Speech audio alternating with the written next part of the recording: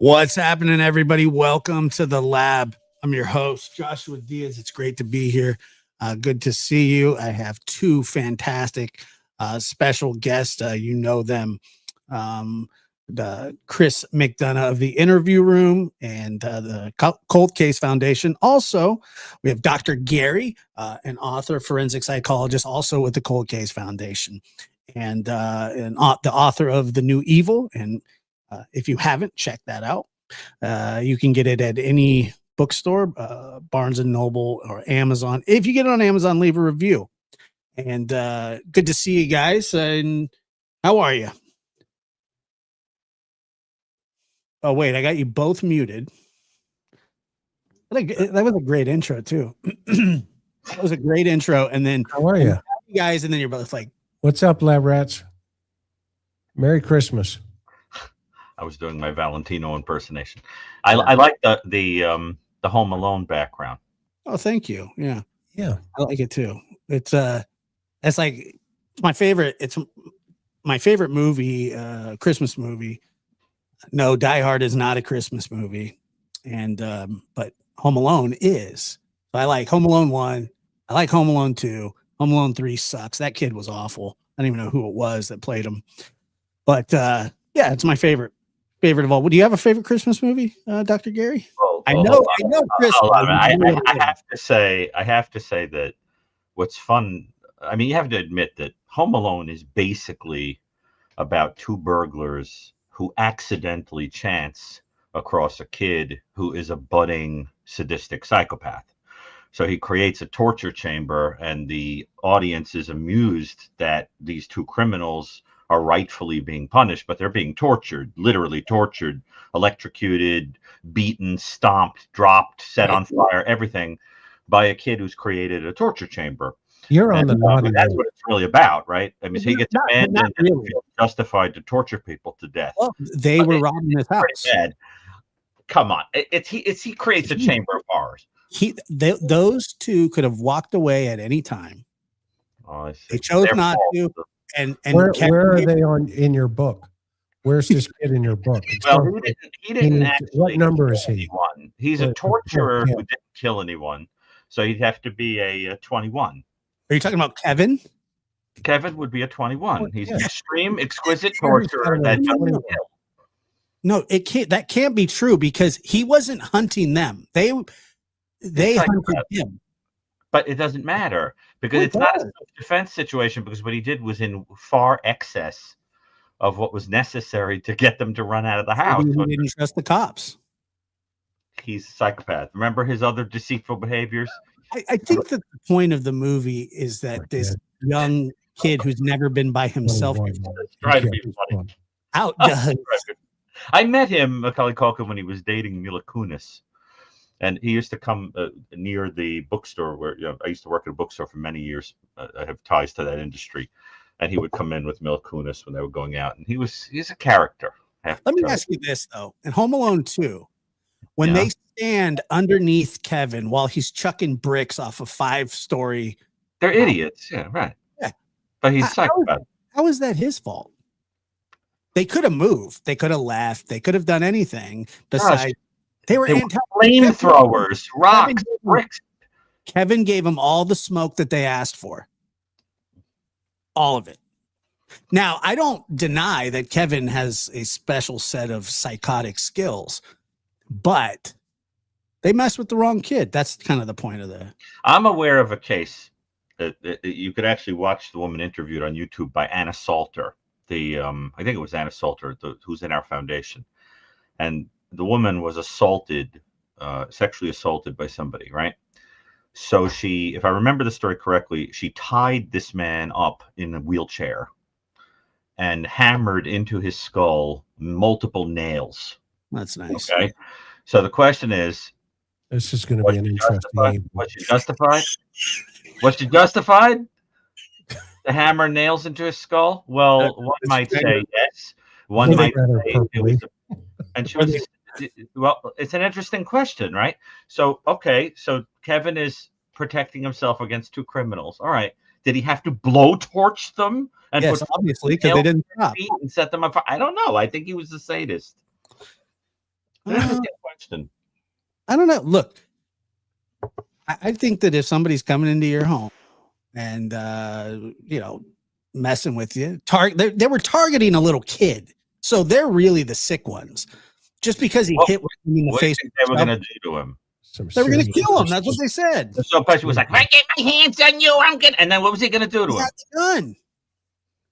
Okay, remember? And then Kevin shot one of them point blank in the face through the door. Some people feel, especially with SA, and in real life, Lord knows what these guys were going to do, right? Tie him up, to kill him, torture. I don't know what they were going to do. Some people would say, yeah, you're justified if you defend yourself.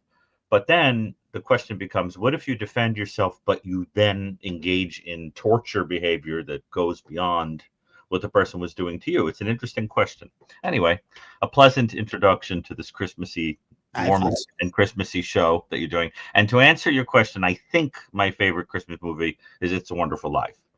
Although I have a soft spot for Miracle on 34th Street because I love the idea of Santa Claus being assessed psychiatrically. I think it's hilarious. You remember Kris Kringle? They think he's a deranged man. They put him in a nursing home. Dude. And then they prove in court that he really is Santa. I love that. I think it's great. Chris, what's your favorite? I think I know. I just watched it the other night. It's Marty. Yeah, I mean, it's Christmas Vacation, National Lampoon. Yeah, and I don't think that with Clark. And I love Elf. Oh, I love Elf also. Good too. Yep, yeah. You look rather purpley. I like remember on Elf. I remember the store manager. I think his name's Faison Love, the big black guy.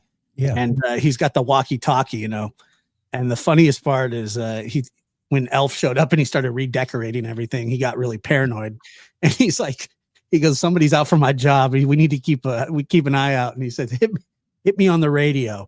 He stayed up all night. Yeah, he said code word is Santa's got a brand new bag. Remember when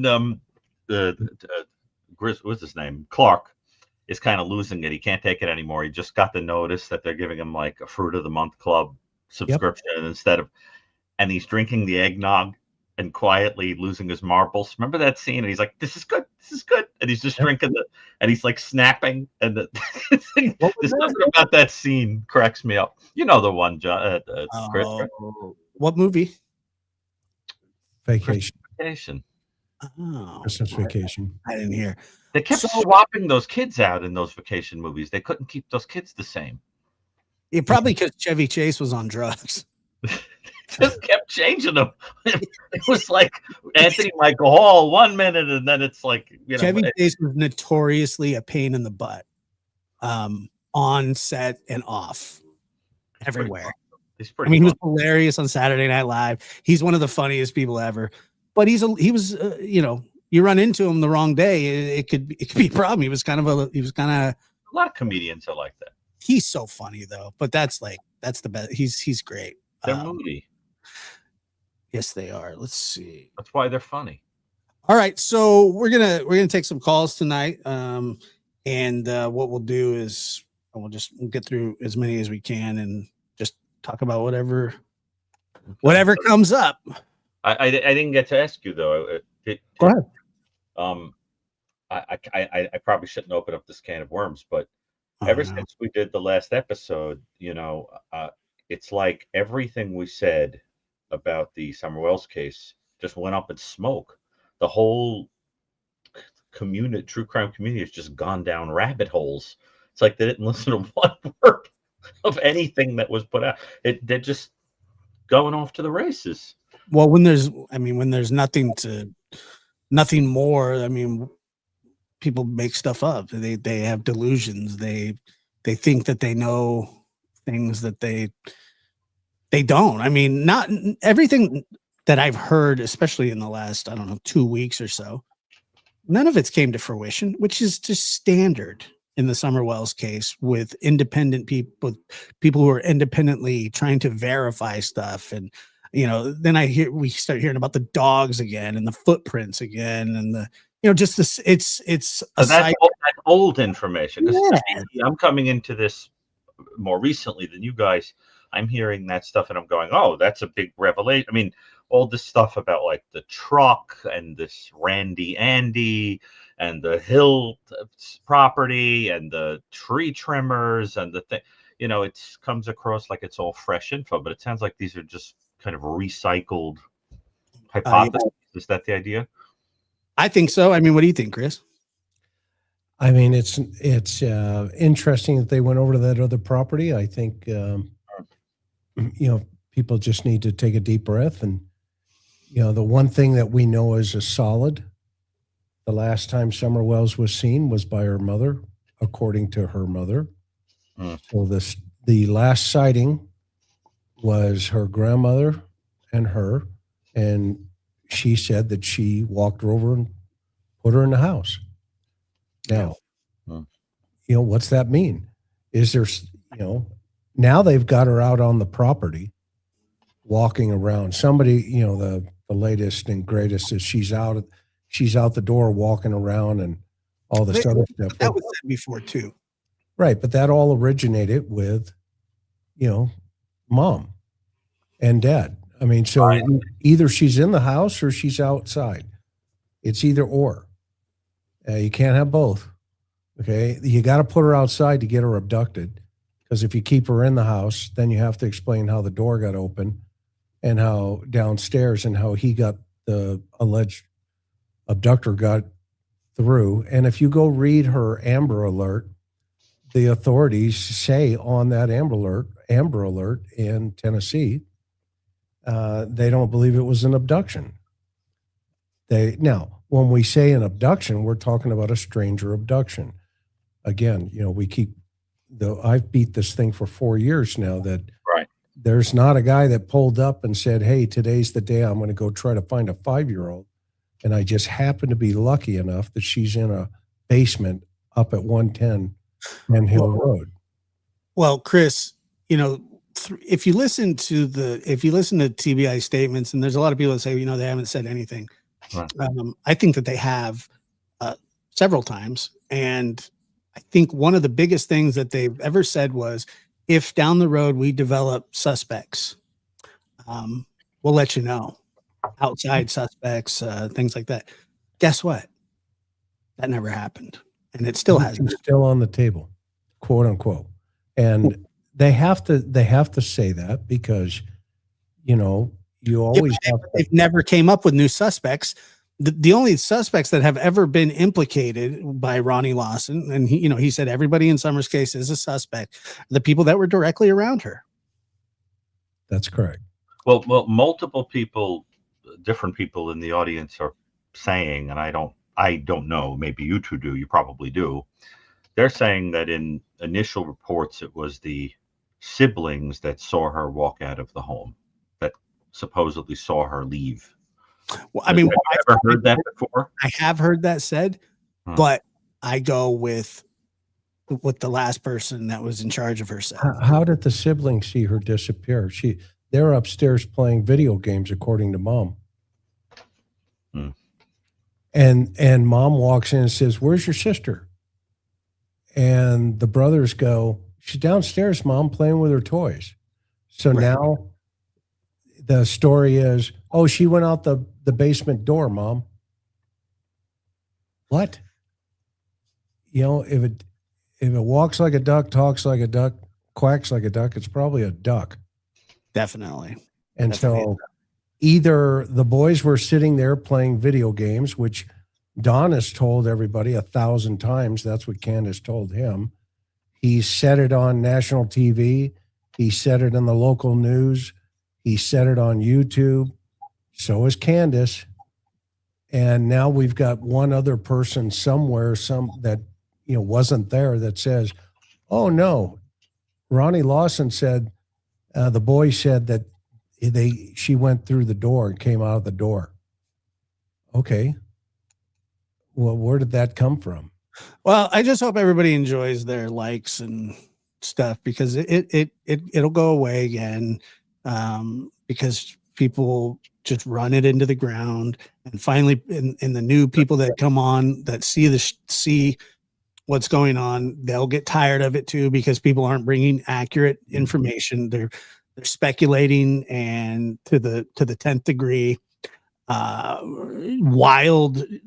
wild speculation that some of it makes no sense, and then some of it they kind of pick and choose, cherry pick what they're gonna use, and people's titles are disgusting, their thumbnails and whatever. I mean, it's just, but this is nothing new.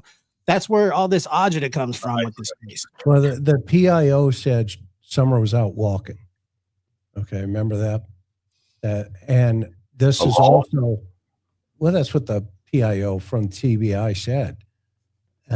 But this is also, the dispatcher said the mother was out walking on the 911 call. That's exactly what was told to the dispatch, and dispatch shared that. So maybe the PIO got it wrong. I don't know. But there's no evidence, because what evidence is there? What's the evidence? There's there's theories, a lot of theories, but what's the evidence? Well, the evidence is the eyewitness. Now, eyewitness evidence is never any good, but unless you're talking to a grandmother and a mother who's missing a 5-year-old daughter and is reporting it to the world. Mm. So then you got to take some credence as something. There's mistruths in between a lot of what those, the verbiage is, right? But if you clearly look and listen to what Summer or what Mom said, Mom, I want to go back in with the boys. Okay, so she went out of her way to walk her back in the house and said, and she even added to the story, keep an eye on your sister. Okay. And then so she goes back to fix, broken down Grandis and, does an adjustment on the kneecap or whatever the problem is there. And then goes back over, to check on Summer because of the bears, the coyotes, and all the other wild animals out there. Okay. And she goes, where's Summer? Oh, she's downstairs playing with her toys, Mom. Oh, okay. So she walks over and goes, Summer.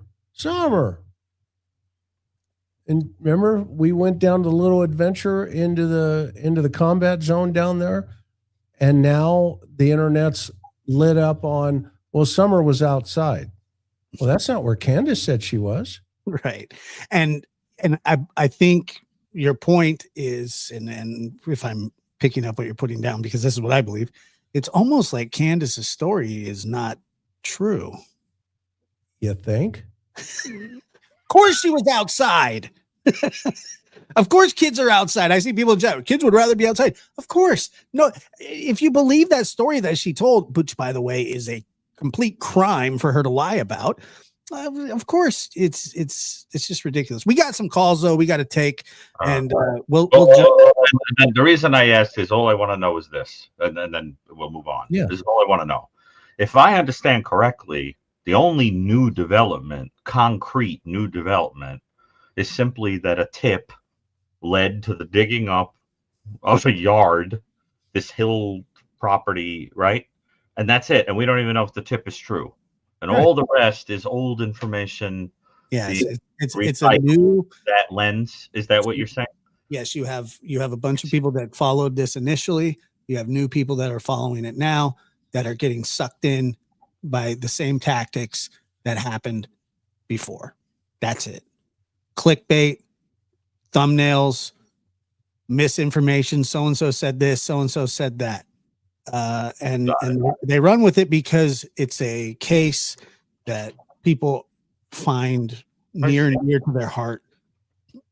Right. Okay. So, but just like in the cool light of, that ultimately what it comes down to is there really isn't anything new. It's Josh, I think it's time for the Shady Bunch. Oh man. Do you still have it? I do, but not loaded. We'll have to do that. We'll do that next time. That was pretty funny. Is that the one I put OJ on because I needed one more square? What's the Shady Bunch? Oh, you'll see. We just got a bunch of people that did squares with faces in them. Like the Brady Bunch, but it was just like, the Shady Bunch. Josh, what does this mean to kids? It's hysterical. Called the Shady Bunch, but then I had one square missing, so I just put OJ's face on there. because but just to be fair, and then it's Sure. probably it's a mixture of people who are well-meaning that really want Of to course. help, and people that don't connect dots very well, and then some people that, like you're suggesting, are the it's like people that watch are well-meaning. The people that string them along are not. I see. Yeah, You've got this is right out of Central Casting. I mean, you've got you've Jody Sue across the way hears a scream, but the cops say, well, yeah, that's a couple hours earlier, but it's not connected. And then she drops in there, but there was a car that was in the driveway that caused me some problems. And, but that's as far as it goes. It's like, cut. And what's the next piece of the puzzle you got? Okay. And then, everybody opens YouTube channels up and they're off to the races. Right. And now we're off to there's footprints on this guy's lawn, that guy's lawn. Well, okay. Here's a hint. Every video that you see Summer, she's not wearing shoes. Okay. So let's see. Oh yeah. She was up on that property 5 years before she disappeared. They're probably going to be footprints, and they may be hers, and they may be on other people's property. I don't know. Okay. But I'm not going to hang my evidence hat on, a footprint and say, yeah, well, this is the most recent one that Summer made. Okay. No, I'm going to stay with right now what did Candace say? What, I'll tell you, I'll guarantee you those boys have dropped some information. Yeah, I think so too. All right. So we got some calls we got to take here. Thank you for letting me say that, because it was driving me crazy, because I don't know the way you guys do what to listen to or not listen to, because you have the advantage of having watched all of this stuff develop. To be honest with you, I listen to the news and law enforcement. Yeah. Okay. No, I'm not. Everything else, the news has it wrong sometimes. Yeah, but even everything that I, even when we speculate, which we do sometimes, it's, I try to keep it, sort of within the realm of possibility and not all this other, crazy. But you see now why people like Home Alone, because especially children who have been taken advantage of, it's very satisfying to watch one of them beat the crap out of the people who would assault them. In other words, it's the bookend to a story like Summer Wells. And I think taken advantage of, something happens to her, and then you could be satisfied with the child kicks butt, I think what we'll do is, because I don't know if you've seen the interview with Jose that Chris and I did.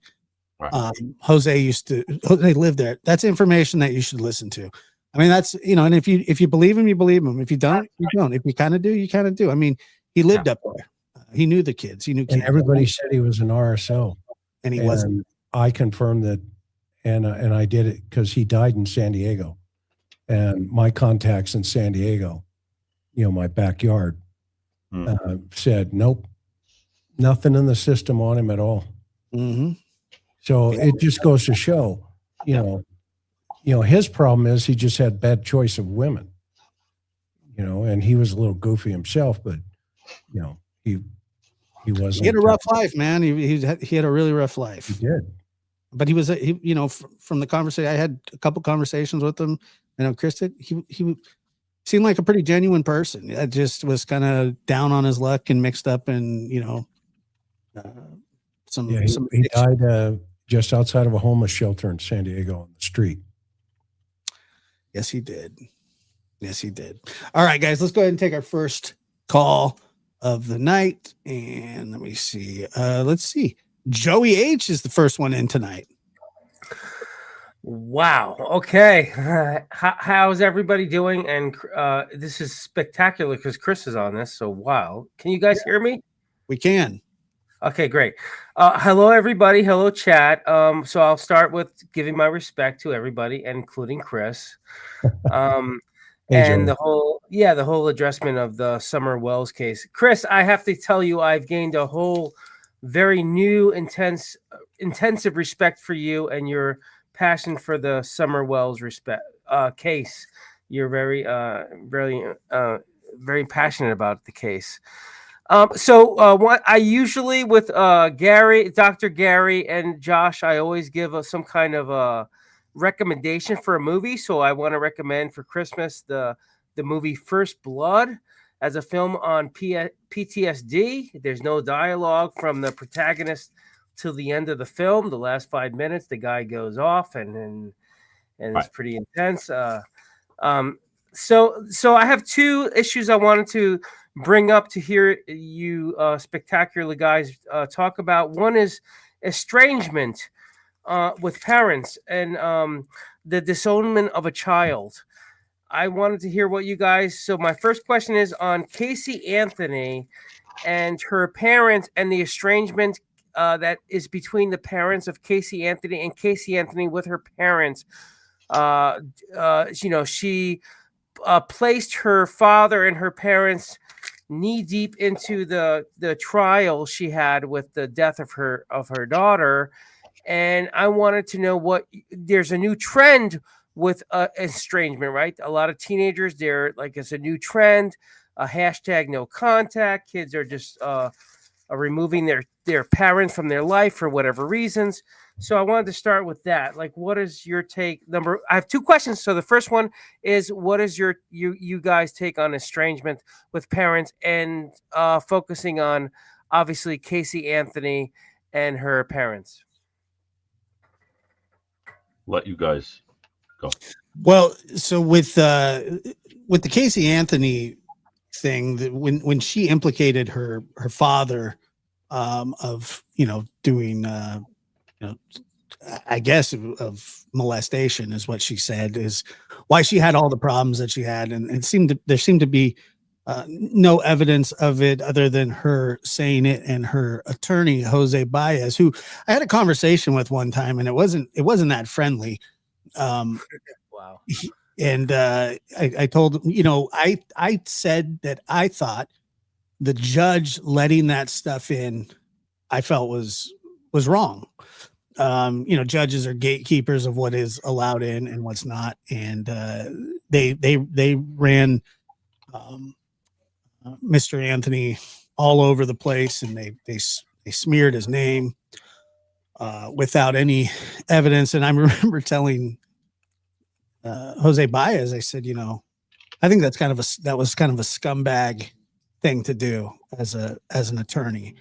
And obviously he didn't really like that. And then he called me a douchebag or something like that. And we just kind of went back and forth a little bit about it.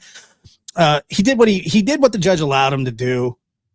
Casey Anthony, in my personal opinion, didn't have, like, she would have thrown anybody under any sort of bus to save herself. I believe her mother has contact with her, but her father doesn't speak with her at all. Right. For rightful, I mean, if there was ever a situation where there's estrangement makes sense from a child, that would be a case. I mean, it's what she did was unforgivable in every sense of, she ruined their lives. She ruined all of their lives, including Kaylee's, her brothers. I mean, it was just a terrible, terrible thing. But that's kind of how I feel about that.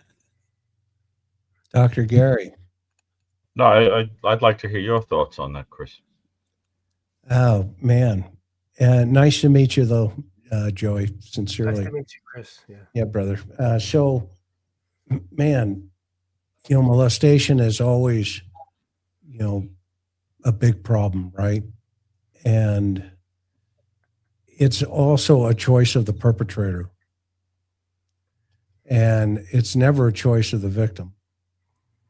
So sometimes victims get to a place, and I'm not making excuses for her in any way, shape, or form. I'm just talking about the reality of life. The reality of life is, sometimes women are victimized by individuals and perpetrators who make a choice to do that, to them. And then that damage and that trauma turns into compartmentalization, anger, grief, all the other stuff that Dr. Gary can tell us about. And at some point that can be, expelled in very violent, dangerous ways, as well as, some folks live with it for years and years and years, and they try to have coping mechanisms, and they end up in the offices of Dr. Brucato's and around the world without realizing it wasn't their fault. And, and by the way, it goes both ways, right? I mean, women can victimize little boys as well as little boys can victimize girls. Seems to be happening at a more rapid pace too. Yes, Yeah, and I period of new evil, there's more of it. Yes. Yeah, I think we have an epidemic about Absolutely. this. There's this compartmentalization and this individualized thought process that goes on right now with the youth. I just had a case recently where I was going through the phones of some people, and they were having an argument. There were two 14-year-old girls, and they were having an argument with each other. And the way they were doing it was they were choosing phones or songs on TikTok, and they were mouthing the verbiage of, the animation there. Yeah. And they were sending it back, and she would send it to her friend that she was having a fight with. And then the friend would do the exact same thing. So there was never any communication from person to person. It was literally almost like a ventriloquist on both sides. And I think that is more prevalent than we think or know in our society with a generation of kids that grew up with COVID. And they also grew up with the inability to have, a conversation like this, Joey, to where you can ask such a deep question and, just sit back and I may be right, I may be wrong, but at least, we're both listening to each other. So that's my answer. Thank you. But Joey, how exactly are you defining estrangement? Because experts have a hard time defining it. There are a few books on the subject, and they all seem to collectively say, as I recall, that it's not a very well-defined term. I'm not defining it as complicated as a book, but, it's about a parent terminating a relation. It's about relationships, right? And it's about relationships between parents and their children. The Casey Anthony case is an extreme case. We all are aware of this case, but these are families. And of course, she probably implicated her parents in her potential ability to be extracted from culpability in the death of her child. But this is a new trend. If you go online and Google estrangement, it's a new trend, like no contact. So the way I'm asking you guys about it is, it's to me. And I don't know how many of you guys are parents. I know a few of you guys are. As parents, it's very scary that a child could bring up some kind of allegation, some kind of delusion, some kind of a narrative that the parent has done something terrible to them, and they just want to basically ghost them, cut them off, and it's very destructive. For the Casey Anthony case, I think it's actually, I think for that particular case, it makes sense that the parents would not want to speak with her again, especially the father. But I definitely wanted to hear what you guys had to say about that. Chris, you nailed it. I think with the Summer Wells case, you really don't have a lot to say. You don't have to say a lot about this case, but I do want to hear what Gary and Josh have to say about estrangement, because it baffles me that children are given a lot of slack on rope to throw their parents under the bus on this new these new terminologies on narcissism and all this stuff. It's very scary for a parent. It's very scary what's going on right now. And I just want to shut up. And I thought the Casey Anthony case was like an extreme of what's going on right now in the current zeitgeist. Yeah, well, she was using her father to get off of a murder trial, which, like you said, yeah, that's extreme. But, you know, like I said, there was never they'd never presented any evidence in court other than, she didn't take the stand. And then there was nobody that could testify against him that happened. So it was all Josh. I don't want to interrupt you, but I do want to say one thing about what you're saying and about this kind of thing. Mhm. You know, with the whole thing about estrangement and parents and fathers, sometimes you don't have to have a firm proof, right? You just have to throw that seed out. Just the implication.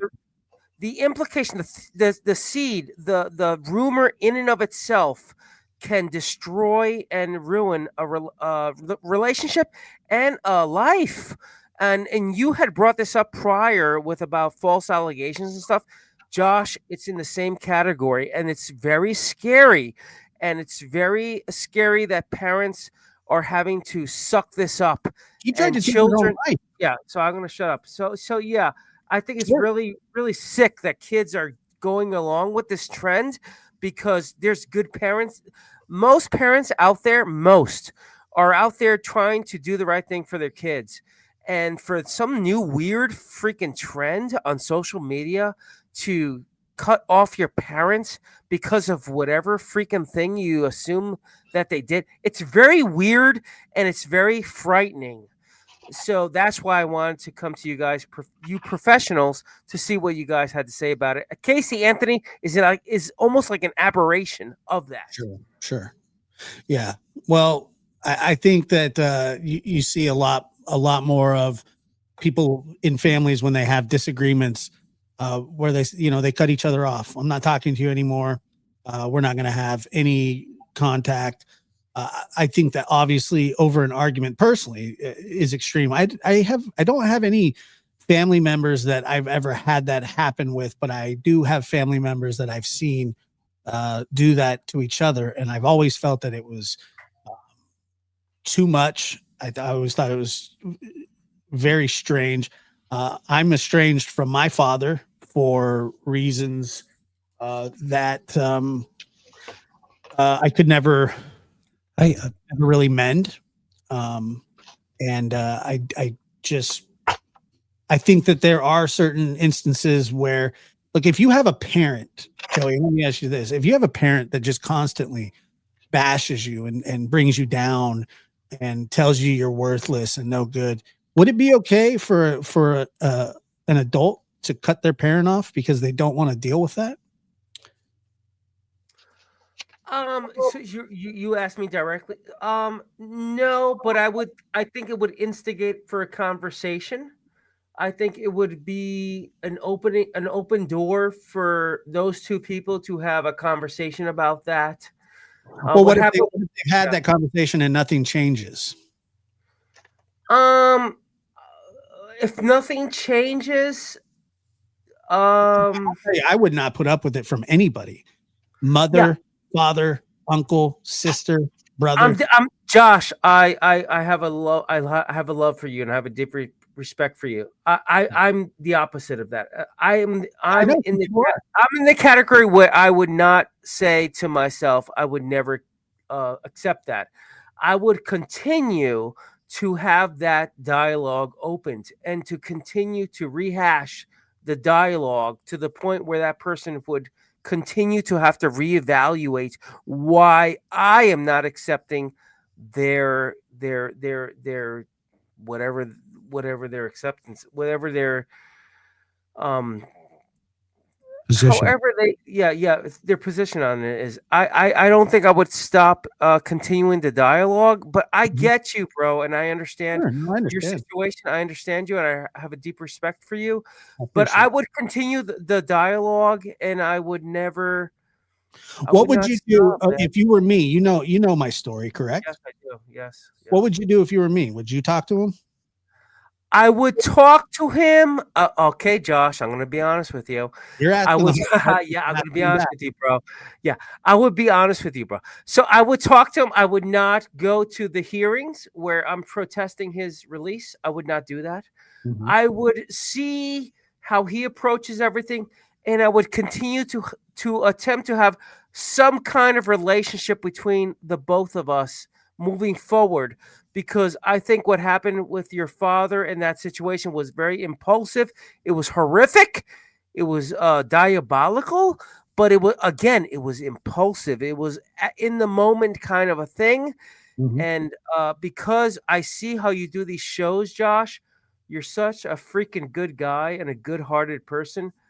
I think that you'd be shocked to realize that half of your DNA is a person who is not as bad as you think he is, except for that particular moment. I'm Well, sorry. I'm just saying it. no, no, no. I asked you, and this is completely your answer is Yeah, yeah. completely fine. And I'll tell you this: it's really hard to know how you would deal with it if you haven't had to before. So from the outside in, I understand what you're saying. It wasn't an isolated incident. There were a lot of things that led up to what happened. He was a bad guy. I don't know what he is now. I know that he's incarcerated, and I've had minimal contact with him. But Joey, there are things in life that people do that are unforgivable, and I don't have to forgive somebody. You don't have to forgive somebody, but you also have the right to. And it's not really, to me, forgiveness really isn't the issue. It's just, am I able to move on with my life? Hold on. He's dealing with his dog. I was getting Otis was getting wrapped up in the wire. The thing that I would never Still do. got it. What's that? Yeah, he does kind of. I said you're dealing with your dog. Still got it. The thing that I could never accept is that he tried to kill my aunt, and killed my mother, and I would just never be able to forgive him for that. And I think that estrangement in that situation makes sense to me. Sure. What do you think, Dr. Gary? I respect that. Yeah. I think I'm in an unusual position to address this because I'm somebody that had seminary training and is a practicing Christian who is also a psychotherapist. Because what the conversation is really about is the very fine line between love and masochism. There is a very big difference between what Joey is talking about, which is where because of the love of a person, you try to see the best in them, you try to talk things through, you try to to compromise, you try to see them the deed as isolated. But the problem is, and I get right to the heart of this in The New Evil with Michael Stone, is that there are some personalities where the person is so given over to, without any remorse, perpetuating behaviors that are going to hurt you, that to go near such a person is asking masochistically to get abused. So what happens when the person has no sorrow for what they did and has a personality that's given over to being cruel to you, downright horrible to you over and over again? Well, then it becomes masochistic to approach the person. In other words, at some point, to love a person also requires that the person says, I'm sorry. Otherwise, you're going to them over and over again and getting punched in the face. And I think that's what makes it a little hard is I'm not really sure that even the most Christian person should see it, that he or she is called to go into an abusive dynamic and get socked in the face over and over again. I'm pretty sure even Christ would say to a person, that person isn't sorry and they are beating you up over and over again emotionally. You have to love you too here. Chris, wouldn't you say from the Christian perspective, Christ doesn't ask us to take masochism, to go in and get abused. Like you don't say to let's say an abused spouse, your place is with your husband. Go back to your abused, but you would say that's a distortion of the idea of love, and you have to be safe, right? I mean, Yeah, wouldn't that be your sense? That's why he told Joseph to flee with the child. He didn't say leave him in the city so he could be killed by Herod. He said, get him out of here. And so just think of this principle as well, right? Christ, his mortal father was a carpenter, and his main trade was working for the Romans. Well, he in Galilee, remember the main trade route at that time going in towards Jerusalem, the Romans used to crucify all of the criminals alongside the road, so that everybody going into the cities would recognize this is the control and power of the Roman Empire. Well, how many crucifixes did Joseph make? Well, Jesus was a boy. And what kind of dynamic did that cause him potentially? As his father's a carpenter, well, carpenters at that time were employed to make the torture devices that they would hang the criminals. Right. And isn't that an interesting dynamic where he leans over and, when the two thieves are on either side of him, what was he thinking? So, yeah, I agree. I think there's a fine line. Right. Me, even, when I was a police officer, and I pulled my gun out on something or somebody, I always thought in my head, and Joey, I don't know if you'll, connect with this one. I'm sure you will, my friend. But, if I shot him and it was justified, would God punish me? And to me, I came to a conclusion many times over that no, if I had to save somebody and I had to use deadly force, unfortunately, to stop the incident, then I knew that God would look at me and know that I had to do what I had to do. And same with soldiers, and same with other people that are out there. If you have to defend what's going on. But not to digress, but here we are in a society today now where we identify ourselves as colors, red and blue. It's ridiculous. I mean, we have more in common with our brothers and sisters around us, if I can use that terminology, than an absolute color, just a color. I mean, we can't have this dialogue, what you're talking about, this whole separation and estrangement from our families because they may be a different color. I mean, God doesn't see in color. I'm trying to figure out why we do. That's a good point.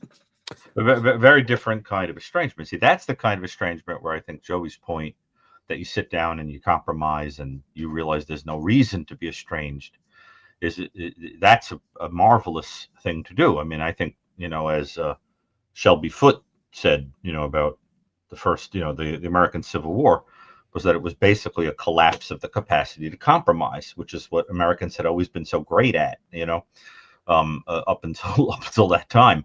But I think but then there's the other kind of situation where estrangement is a kind of necessary self-protection because somebody is predictably awful over and over again and may even kill you. I mean, in Josh's case, in all fairness, you're talking about a situation where it was entirely possible that your father, Josh, may have tried to kill you. Correct. So to be estranged, was part of survival. But he didn't. And right.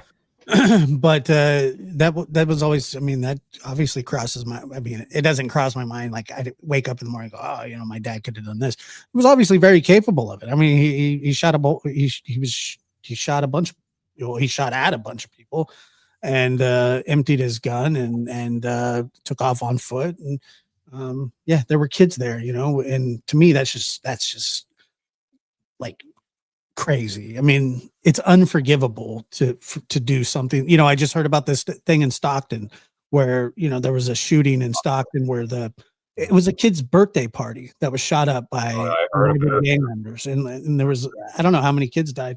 And I just sit there and I go like, where is the floor, with this stuff? I mean, who does stuff like that? And, like I said, people, humans do. yeah, animals surely don't. They surely don't. All right, let's move on to our next call. I here. think it was a very sincere and important question that Yeah, Joey. Joey I really do. It was a very powerful question. It was a great question. But I think Joey some always people, Next. yeah, some people just have, the questions are just very philosophical and deep, and we could be here all day with them. So it's a big question. I love it. And I hope we did it some justice. we tried. Abo, I always mess your name up. Absalom, you there? Person is called before, Josh. Yeah. Make sure your mic is unmuted on your end. Guys hear me? Yep, we can hear you now.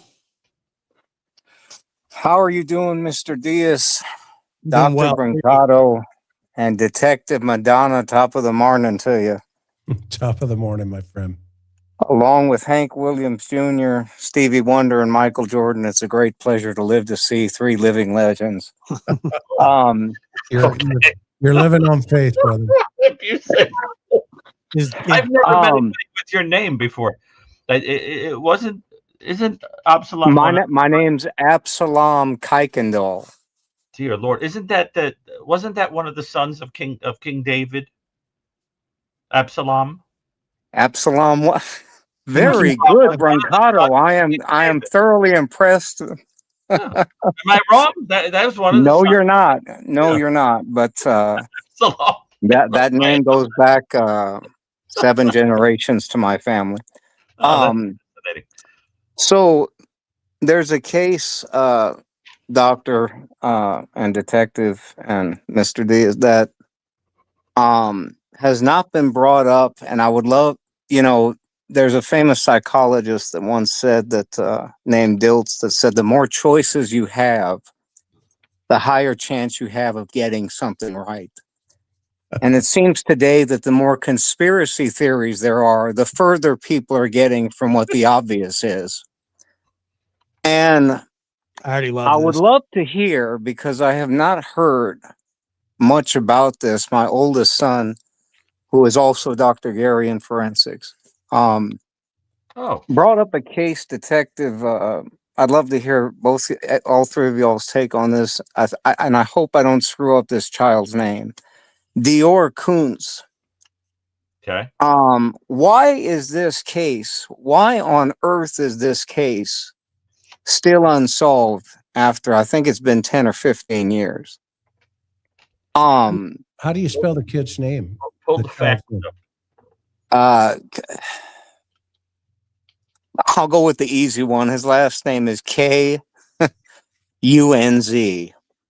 Kunz. Okay, got it. Thank you. You mean the Dior, Deorr? With an apostrophe in it, Dr. Brancato, yes. Dior Kunz, you mean, right? The one that I'll take your word for it, Dr. Gary.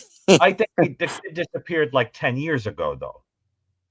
That's yes. the one you're talking about with the Was it 10 years? Yeah, it's been 10 years. Yeah. It was in Idaho. Idaho. It was up north, and I think I have it. To me, Dr. Gary, I have called him before. I'm also a psychologist. But anyway, I can't understand how on earth this case remains unsolved when, according to everything I've read and heard, it's pretty obvious. And I would love to hear what y'all's take is, if you're familiar with it, which I don't know, Josh, if you're aware of it as well. A little bit. I mean, I'm looking at the overview of it right now, and I vaguely remember it was something about he was with 4 parents on a camping trip. He was with his 2 parents. He was with his grandfather, and he was with a a person who was claimed to be the grandfather's friend. I work with a lot of autistic individuals. It's clear that the man's autistic, but he was constantly being viewed, especially online, as the main suspect. Yet, from everything I've read and watched, his story has not changed one time. And I don't know, Detective or Dr. Brucato, if you all have worked many crimes that involve people that are autistic, but they're not very good a lot of times at lying. Well, And tend if to they have are, a rigid morality. Yeah, that even a white well, lie is difficult. I mean, and if they do lie, it's usually obvious to most people that they're deliberately lying. Mhm. So I would love to hear what y'all's take is on Well, that case. to be honest with you, the details are not especially complicated. I mean, I think Josh, you can read them out, and from someplace, and we can just sort of talk about it. It's a fascinating case. The kid was absolutely adorable. Did you see how cute that kid was? Yeah. Look at his cute little face. He looks that's the dad, right? Looks just like him. Yeah. So I believe these are his parents, and then this was grandpa and uncle. Right. And essentially, I mean, walk through the facts. I mean, they were on a camping trip, and go ahead, go from there. Read what you found. Yeah. Hold on. Let me take a look here. So it says Don Idaho Trace. Falls in 2012. Right. Jessica Mitchell and Vern Dior Sr. were expecting their first child together. Dior Jr. They were high school sweethearts, but ended up marrying. But okay, let's go. June 9th, 2015, Jessica, Bob, his friend Isaac, Vernell, and Dior head out to camp for one weekend. As Bob is an avid outdoorsman, he has been to this spot about 10 to 15 times outside a city called Leadore, Idaho. The town is incredibly small with a population of 105. It is said that once you pull into Leadore, you've basically pulled through Leadore. They chose Timber Creek Campground, about 30 minutes from Leadore. The campground is so remote that the closest campers to them are a half mile away. The next morning, July 10th, Vernal and Jessica go down to the fishing stream and think that Bob is watching Dior, who is playing with toys. When they return, Dior is nowhere to be found. They begin screaming his name. Jessica is still at the fishing stream and says she dropped her fishing pole and ran to the campground. They checked the vehicles, the campsite, the road, all to no avail. She called her mom repeatedly, and where her mother finally got in touch with her, she told her to call 911. By this time, he'd been missing for an hour. And according to Philip Klein investigators, there were 3 calls made to 911, Jessica first, then Vernal, then Grandpa. No, wait, Josh. Just because things are coming back to me about this case, which some people talked about incidentally when the Sebastian Rogers case came up. They connected them in their minds, which is interesting for a few reasons, right? But one of the things I remember is that there was like a big patch of time, like 30 minutes or something, where nobody realized the kid was missing.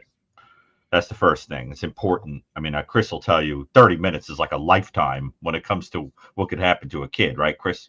With a disappearance case. I mean, 30 minutes is an enormous amount of time.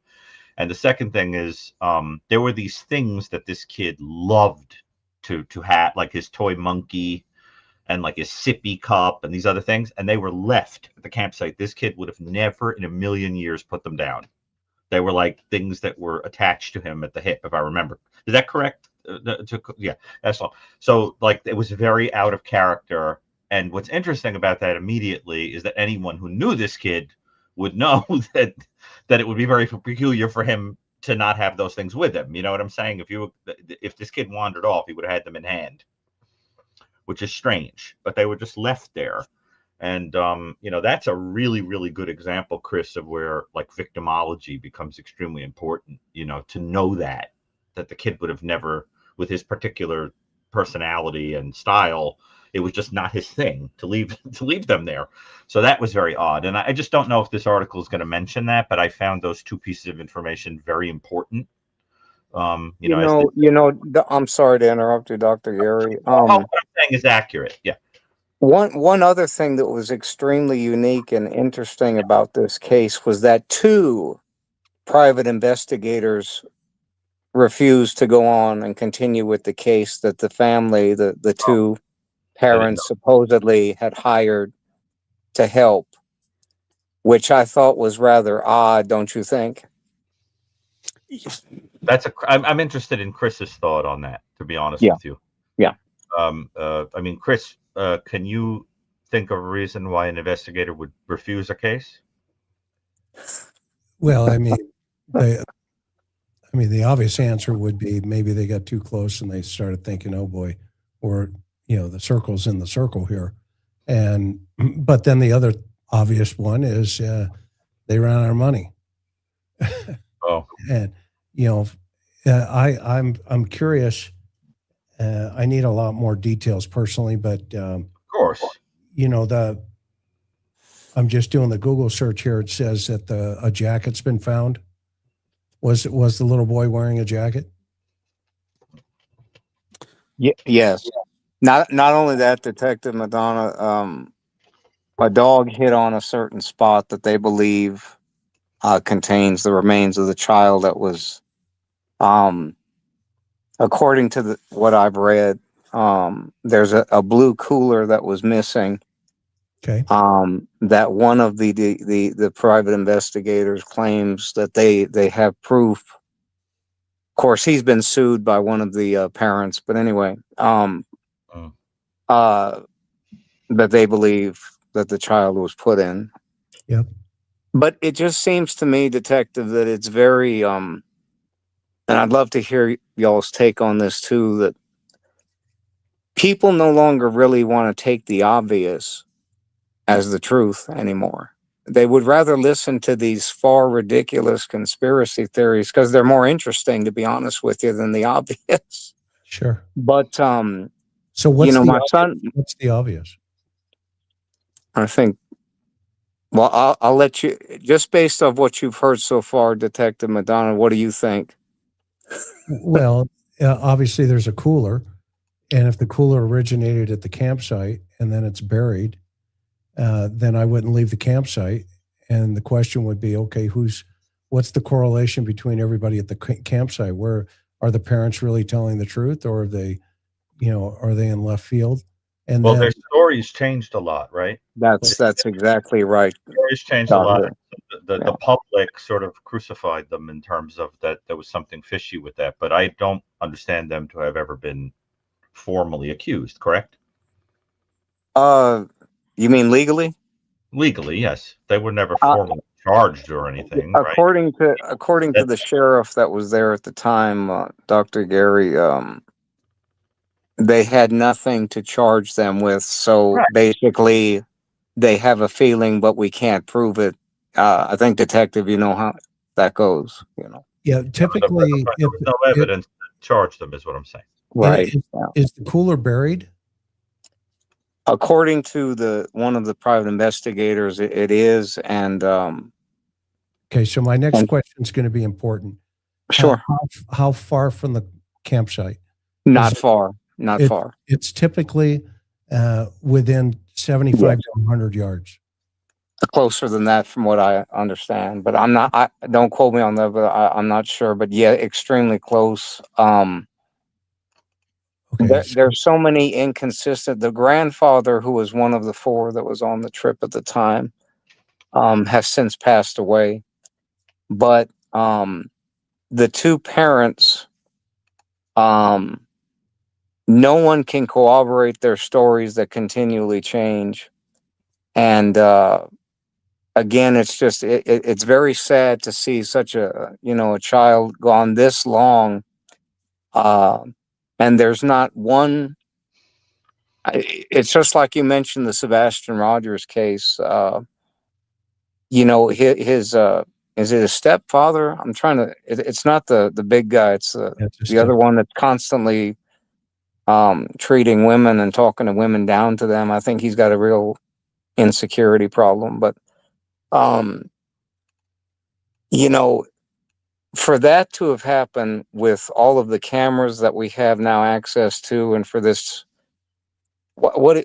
Dr. Garrett, I'm not sure how old, I think he's 15, Sebastian, or maybe he's 16 now if he's still with us. But for him to have gone outside in the cold and the certain facts of the case,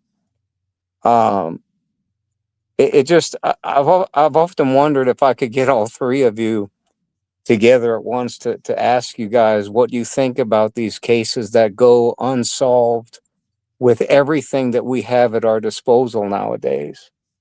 I mean, there's a great Dr. Michael Baden once said that if you breathe in a room, you have left DNA. And we were at a conference one time, and when he said that, some people, but he's absolutely right. We have got technology. I think someone mentioned someone one time that she could find DNA under a rock in a river. I forgot the name of the doctor. Yeah, and I was like, yeah, we know her very well. Yeah, she's been in the interview room. She's terrific, genius. Oh wow, I'll have to check that out. But you know, it just I would love to hear what you think the main reason is nowadays that such cases like this go unsolved for such a long time. Well, partly because people learn the methods that are used for detection and then make a very gallant effort to eliminate evidence and come up with stories to throw people off. And they have a little whiff of sophistication depending upon the intelligence of the person and how plausible the person is when they look you in the eyes with tears and tell you a story that isn't true and things like that. Sure. But a lot of that information is kind of out there. In this case, you know, what's complicated about it is that, you know, there was nobody to formally charge, and people were left with questions like, did the kid wander off and get eaten by an animal, you know, in the wilderness where they were camping?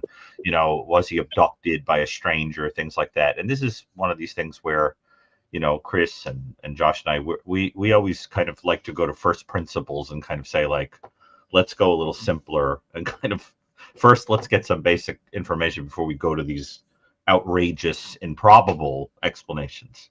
But I think, you know, I mean, Chris, that's where you and I both seem to think that way, right? You start simple and then go out to the outlandish, you know, because children wandering off and being eaten by animals is actually pretty rare. They don't wander off in coolers getting eaten by animals. But it's incredibly rare. That's exactly right. For an animal to eat a human, even if it's a little kid.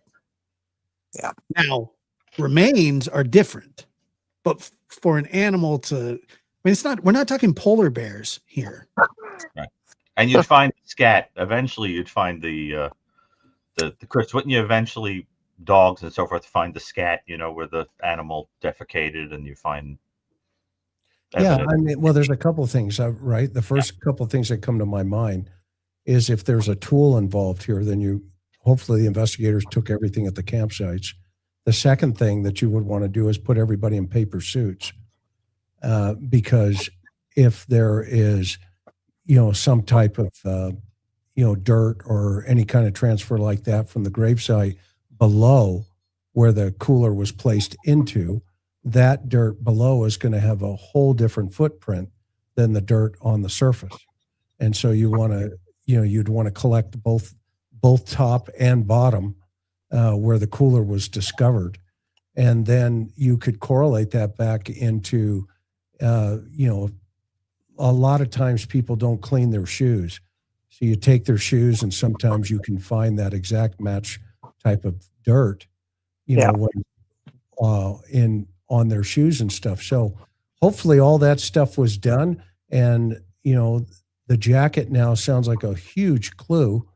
If it does belong to the little guy, and he, you know, if the parents or the grandparents or whoever had reported him as, you know, last seen wearing that, you know, is this a situation, and I know nothing about this case, so forgive me, but is it a situation where, everybody thinks, yeah, the parents are involved and they're throwing the other two gentlemen under the bus, or is it the other way around? Well, as far as I know, Detective, in the beginning, they were pointing at I believe his name's Isaac, the autistic friend of the grandfather Sure. that had gone along on the trip. But after some of the actions by the two parents, people started, looking in their direction. Um, well, you know this, Detective. There's not a lot of things that people do that are guilty that they can get away with something for very long before law enforcement figures it out. Right. Now, they might not have evidence, they might not have what is it, proof, I guess you could call it, but a lot of times law enforcement already knows who is guilty and who isn't. Right. Fortunately, we do live in the United States where there is a process that we have to go through, because oftentimes, without proof, innocent people could be convicted. And I understand that, and I agree and support it wholeheartedly. Yep. But it's just unfortunate because, like I said, my oldest son, he works, Dr. Gary, in forensics as well down here where I'm at in the southern part of the United States. And Right. he brought this case to my attention, and it's heartbreaking because, again, like I said, I work with a lot of autistic people, and the way that person was drug under the bus. But then when I realized and saw the parents' actions, as well as what the two private investigators had to say, it became obvious to me I'll put it this way, who was most likely to have committed this crime. But One thing, go ahead. I'm sorry, Dr. yeah, Gary. so one piece of information I think is very, very important because, and this is an example of where you can't just, randomly kind of go, these people did, because there are Right. serious problems with the story, that even that narrative, right? Yes. And so I'm just going to read something just to get it in the words of a news reporter, but, but I think that it's very important information to make sure that we're being accurate, right? And Okay. I think, Chris, you'll find a lot of this important. And it says, private firm investigating the case of Dior Kunz, who's been missing for more than a year, because this was written in 2016, says a jacket that he reportedly was wearing on the day he went missing was found at an Idaho Falls apartment complex. Yeah. Client Investigation and Consulting posted on Facebook Sunday a new report to the people of Idaho in the Kunz case, which had received national attention. The firm says investigators searched leftover furniture and clothing at the apartment complex on the 900 block of Ada in Idaho Falls after the couple was evicted for not paying rent. The landlord, the firm says, gave investigators the okay to search the abandoned property. Now listen to this. Found in the search include 4 Matchbox cars that were previously described by the parents as missing, and they didn't know where they were, as well as a camo jacket the boy's parents say he was wearing on the day he was missing. Now understand, they're searching an apartment of some people who aren't paying rent, right? And they find this kid's jacket and Matchbox cars. That's extremely important, okay? And then it says, in addition to the toys and jacket, client says they found a credit card that was used by a family friend with, quote, seemingly purchases of items unknown to investigators in testimony. An insurance tracking device box, along with instructions, was also found. The firm says all the evidence was turned over to Lemmy, I'm not sure how she pronounced it, County Sheriff's Office. Last month, during a 5-day search of the area, a trained cadaver dog hit on 5 different targets, including a site about 3/4 of a mile from the Leodore campground. Investigators believe this site may have been a holding site for some type of human body, according to the Klein report, and no other evidence was found at the site. Now, I'm sorry, but Chris, I mean, that's important. Those are important developments now. Okay, so and those pieces of information make a pretty good case that you have to also consider outside of that. Well, and the fact that you have, right, the one thing that a lot of agencies get involved in is this, they go down that tunnel vision, right? And they stick on it, forever because they're asking how, how did this happen? Yeah. And as what Gary, in the Cold Case Foundation, we never ask how. We always ask why. Right. Okay? Why was he chosen? Why was he buried? Why was he put into the container? Yada yada. Why are these things found, miles away back at the, why do the parents still have them? And once you start unraveling the case that way, then it starts making a lot more sense. And a lot of times the whys will show you what the hows are. And once you recognize that, it's really, to your point. I'll call you Doc because I heard you say that you were a psychologist. So I'm going to call you Doc. So Appreciate it, doctor. I mean, detective. there you go. One thing I did want to mention to Josh, that Detective McDonough mentioned. By the way, Josh, I admire you greatly. In my 7 decades of living, it never ceases to amaze me how young people really do things that I truly admire and get inspired by. Because after my first call to y'all, I did find out a bit about your case. And to go back to what Detective McDonough as well as Dr. Gary were talking about earlier, if you want to look at it from the Christian perspective, and you're talking about someone whose mother was in Auschwitz, there is a sin that Christ said was unforgivable, and that is the deliberate sin against the Holy Spirit. And what that showed people is that deliberate sin, a person that knowingly and willingly does something wrong, is something that God will look at. Now, there's only one judge, right? We know that, and that's the one that's upstairs. But only one person can judge. I agree with that. But in your case, Josh, I think, and I haven't walked in your shoes. I haven't been a victim the way that you've been a victim.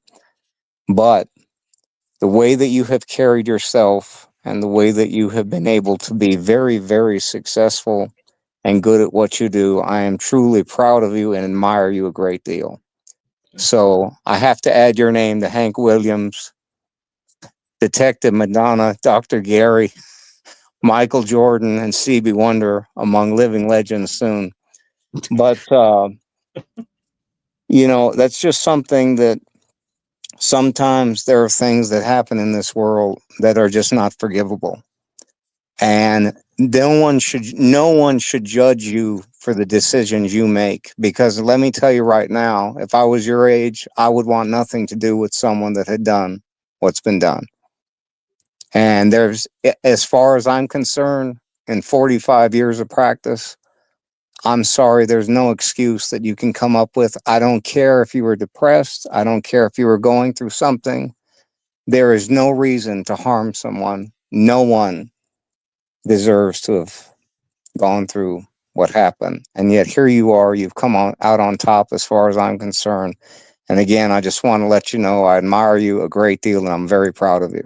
Well, so I appreciate those kind words. I mean, I really, it means a lot to be honest. And, cause I can tell that you're a kind, smart soul. And, I oh my God, let me gift 5 memberships. Just a second. Josh is a mensch. He's a mensch. Oh my God. But thank you guys very much for taking my call, and I hope to talk to you guys soon. Your mother survived Auschwitz-Birkenau? Yes, and amazing. That was something that that's amazing. Even till her last living breath, I'm sorry, never could explain certain things because she was a teenager, Dr. Gary, growing up in that. And to imagine being a teenage girl and the stuff that they subjected her to was something that she rarely ever talked about. But as we all got older, she did open up a little bit. But I have no doubt that that affected her in ways, and the way that she dealt with every aspect of her life uh, up until she left us. You know, The, the, but the, that's extraordinary. I mean, Auschwitz is I mean, and all the other camps, but Auschwitz as a sort of iconic example of all of them. Well, Dr. Gary, you have a lot of things from yeah. Mm-hmm. you have a lot of items from serial killers. One day, if I ever meet you, I would love to share with you some items that my mother had when she was liberated, that we've kept in our family for over all these years. I have a number of Holocaust related items also. Oh, and wow. that was very interesting to discuss. I'm fascinated by the way that evil was turned into a kind of machine in those camps. And because your mother was she would have been in Birkenau, I assume. She would have had a tattoo. Correct. Now, absolutely. So I'm sure she knew her number her entire life. That was on heart. Yeah. Right. And, it's an extraordinary thing. I mean, the amazing thing about Auschwitz, that hellish place, it really was hell, is that you could take one story randomly and it'll be the worst thing you ever heard. You know what I'm saying? I mean, I did a lot. They're almost indistinguishable in how horrific they are to each individual. You're correct. Yeah. And yet, the worst thing you've ever heard each time. And I mean, I did a lot of work with Holocaust survivors when I found out that my father, his family were actually Jewish, and that was something that had been concealed as people were escaping the pogroms and so forth. And then ultimately I found out, and then he passed away. And I was fascinated by that and did a lot of work with survivors. I mean, I remember the last person I talked to told me that she survived because she happened to have been a very pretty Jewish girl, very pretty woman. And so she was kept alive because she was in what was called the Puff, which was like a house of prostitution that they had at the camp. And the soldiers were sleeping with her, and she became pregnant and was given an opportunity to slip through the gate over some minefields and other explosives, pregnant with an SS soldier's child, and crawled on her belly. I mean, there are stories like that. One person told me a story that at one point it became extremely difficult to get the children to walk to the gas. Right. And so they got a clown. They actually had a Jewish man dress up as a clown to sing with them and amuse them, to walk them to the gas. And of course, a movie was made about that. That's by Jerry Lewis. That's correct. Never released, called The Day the Clown Cried. But these stories are, I think, if the audience is interested in that subject, I have read at least 60 books, accounts of survivors of even Auschwitz alone. I've read, and the book that I found the most powerful was by a man who ultimately took his own life. Borovsky, his name was, called This Way for the Gas, Ladies and Gentlemen. That book altered forever the way that I thought about the machinery of the death camps and what it was like to be there. And the stories that were in it have haunted me my whole life. Ever since I read that book, I never got it out of my head. But I strongly recommend it. And it sounds like, look, you were touched by a life that really came to appreciate the value of a given soul. Sure. Right. And so, to have you call and talk about this missing child and so forth has a very different weight. And then, of course, there's the fact that you work with autistic people. Think about what would have happened to developmentally disabled people in those camps. They were considered garbage. Right. And you've dedicated your life to showing the value of souls like that. So I just think there's something about your life that is a kind of beautiful undoing of some of the evils of that place that your mother experienced, and I think she'd be very proud of thank you, Dr. Gary. I really appreciate that. And going back to that, Dr. Gary, going back to what I was telling Josh, that that individual that I'm not even going to give him the credit of mentioning his name, but the one that orchestrated that final solution and everything else. Oh yes. Do you really think that that is a sin that can be forgiven? Okay. Who knows? So when you think about something like that along those lines, Idiots. remember that God's justice is perfect. Ours may be flawed at times, but we all do things. Right. At least those of us that are decent individuals that are the, you have to admit, are the most of us. Okay. So hideous. Hideous. Yeah, It's logical to we imagine forgiving it, but absolutely. So, but thank you all for taking my call, and hopefully, maybe my son will bring me some more true crime that I can ask you guys what your opinion is on it. Well, it was And a very beautiful story that you told about. You obviously loved your mother a great deal. When did she pass? 1997, May 15th. Oh, and how old was she? God, in her late 80s.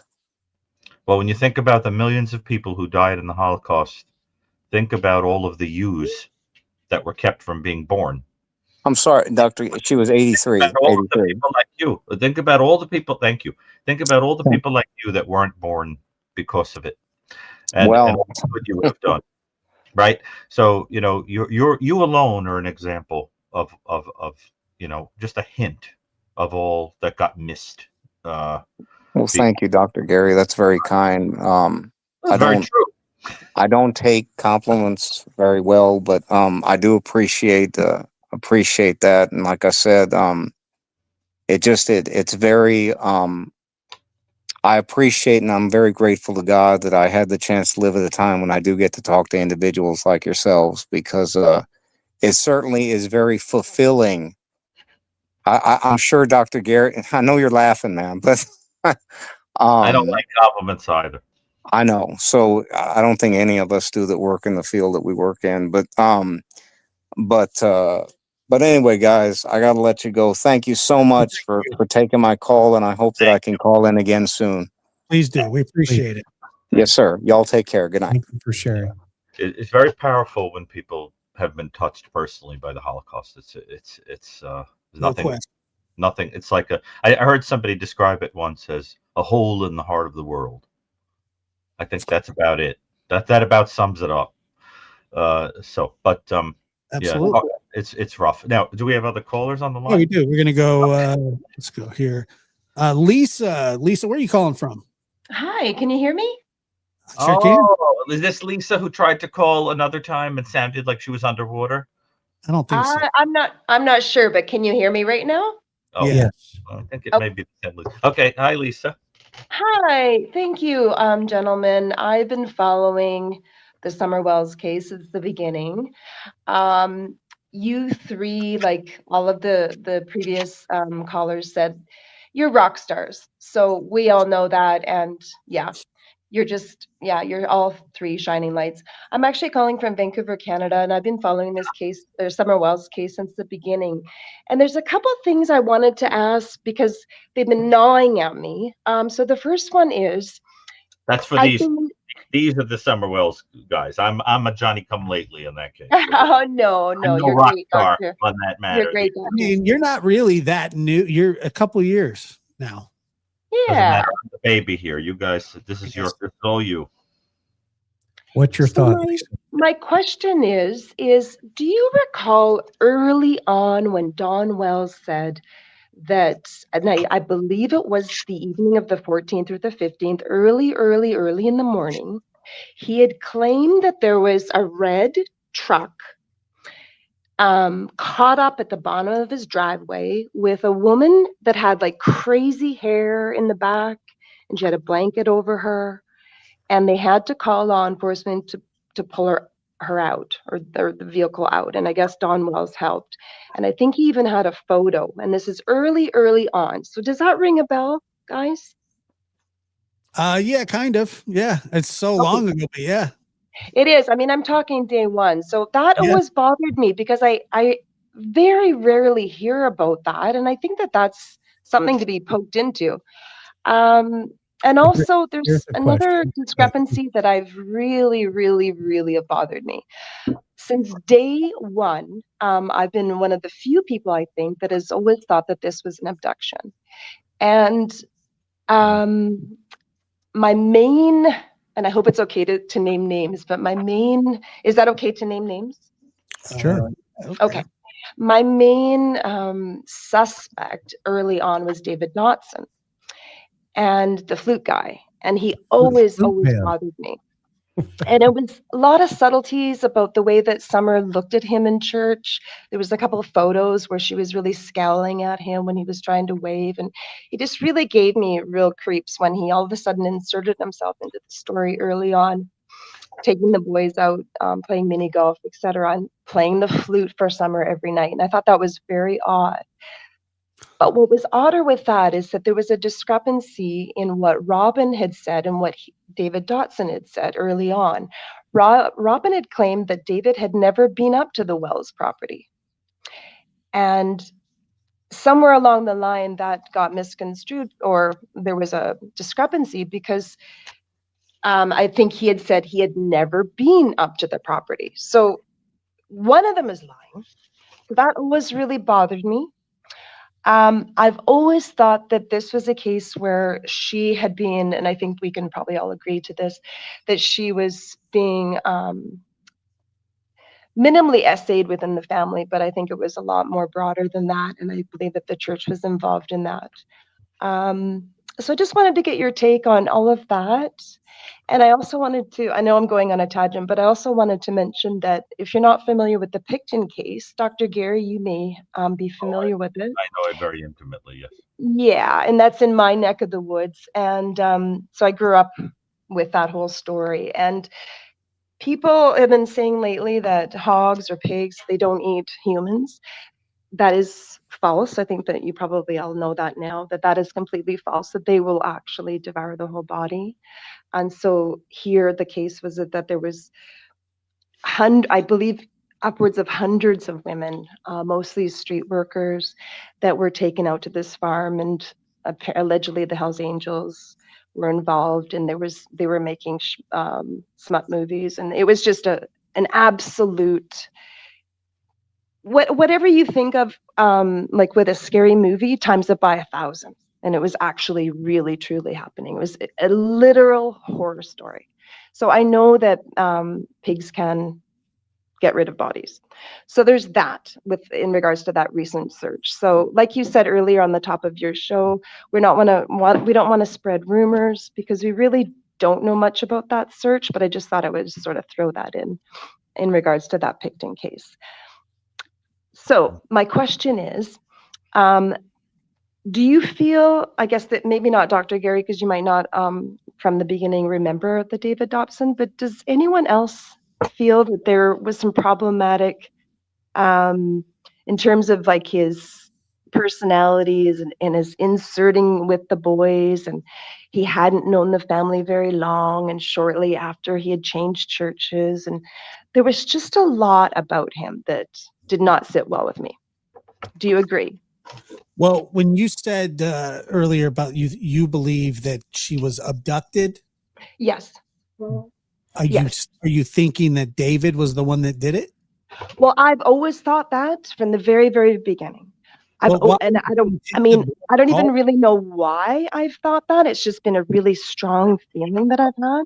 Well, look, David Dotson is a strange dude. There's no question about that. And so when children go missing, people, think about this. You could say that about every single person in this case, that they're strange. Everyone. Oh yes, absolutely. Yeah, absolutely. He's not the only strange cat on the block here. And I don't believe that he had anything to do with it. I think he rubbed people the wrong way because of the flute. And maybe the haircut, and or the way that he talks. And he rubbed people the wrong way because of the flute. Yeah, Gary, you probably play a flute too, and it would rub people the wrong way. But I'm just saying that people. There was think that sentence through, Josh, but just a moment. I don't want to. Yeah.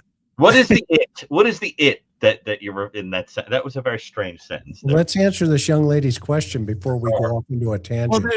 Well, I just I don't think he had anything to do with it.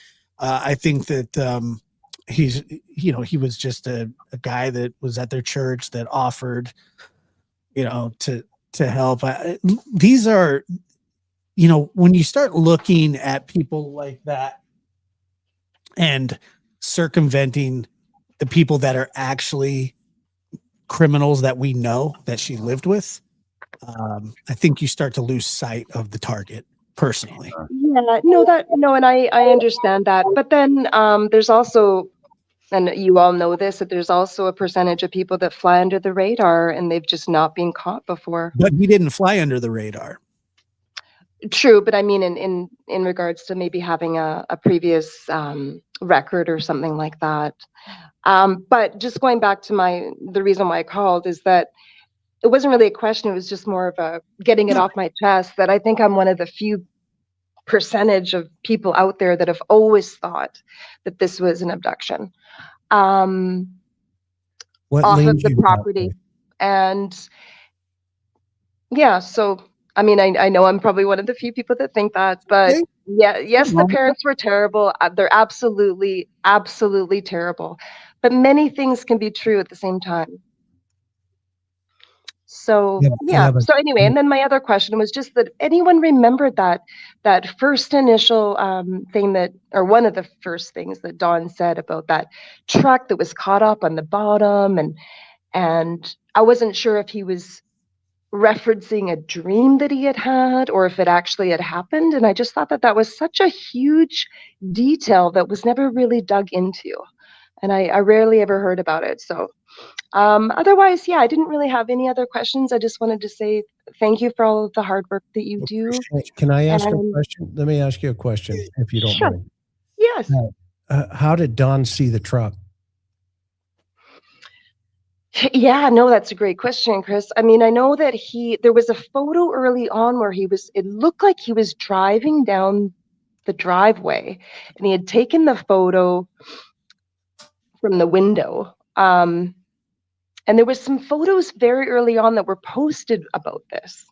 And that's why I'm like trying to rack my brain about, I know I didn't imagine this because I've followed this case very closely. Okay, what time in the morning was that? Because it was really early in the morning, like I want to say like, at the crack of dawn, like 4 a.m., 5 a.m. I'm not quite sure if it was like the early evening of the 14th. It was obviously before she had been, disappeared. So I think it was like the early morning of the 14th or the 15th, pardon me. Okay, so let's take this one piece at a time, right? Yeah. So this idea of this red truck, what the implication is, Don introduces the red truck into the conversation based on an observation he made early in the morning, to the point where there's some crazy lady with a blanket over her head. Yeah, she had crazy hair, and that the police were called. Okay. Yeah. And they actually had a photo of the cop on the road. Now, again, who knows when that actually happened? Maybe that had happened like a long time before. And you're right, Chris, like maybe that was his way of trying to insert the red truck if he's involved. Right. And I just thought that was quite the coincidence. Jody Sue has a car at the end of the driveway. Remember? If you go back a flash of red, you mean?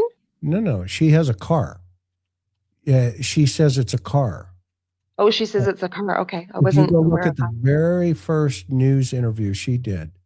Okay. She described seeing a car at the end of Don's driveway. Okay, I'll go look at that. So the color red's not even involved in this. Okay. And then we have, right? I mean, we talk about the red truck. Mm-hmm. The police said, look, we've not been able to find a red Toyota Tacoma, either maroon or red. Okay. And we have an eyewitness, independent of Don or anybody else, who says it may have been in the area around that time. So what that means is this concept of and this is what happens in an investigation, especially with a missing child. Hey guys, yeah, we got to check the box. Go find this red truck. It may have been in the area. Okay. Yeah. So now the red truck's back in the news and things are still, flying up and on this thing. Okay. And so the question now is, we got to put the red truck at the crime scene, i.e., if we run with the theory that it's an abduction, okay, then we've got to put it up at the crime scene. And now we've got to take the person out of the red truck and put him up at the house. How do we do that? Well, that's the $1 million question.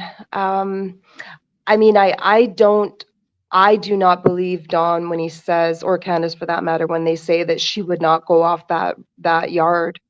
That Okay, is just not true. So we know that she wandered around. So she could have been just picked up along the bottom of that. But if you believe that, trail. if you believe that they're lying about that, Yes. wouldn't it stand to reason that they're lying about other stuff? Okay, Sure. well, Oh, even if- absolutely. I mean, like I say, many Why things would can they be lie, true at though? the same time. Why? Why? Because of all their other misdeeds. We know that Don has a massive fear about going back into jail, and he's on his third strike or whatever. I mean, That fear of his daughter going missing and being kidnapped instead. I know. I hear your argument. I do. I definitely do. I really think that she was abducted. Lisa, Yeah, let's back up one more time. Go ahead, Okay, Chris. just for a second. Okay, and I respect your opinion, but there's I do too. not an issue there. However, how do we get Summer out of the house? Well, she likely wasn't in the house, like you say. How is that then why is Candace telling us she went into the house? Because she wants to portray being a helicopter mom and a good mom when she isn't. So your daughter goes missing, potentially kidnapped, and it's the time to start lying to the authorities.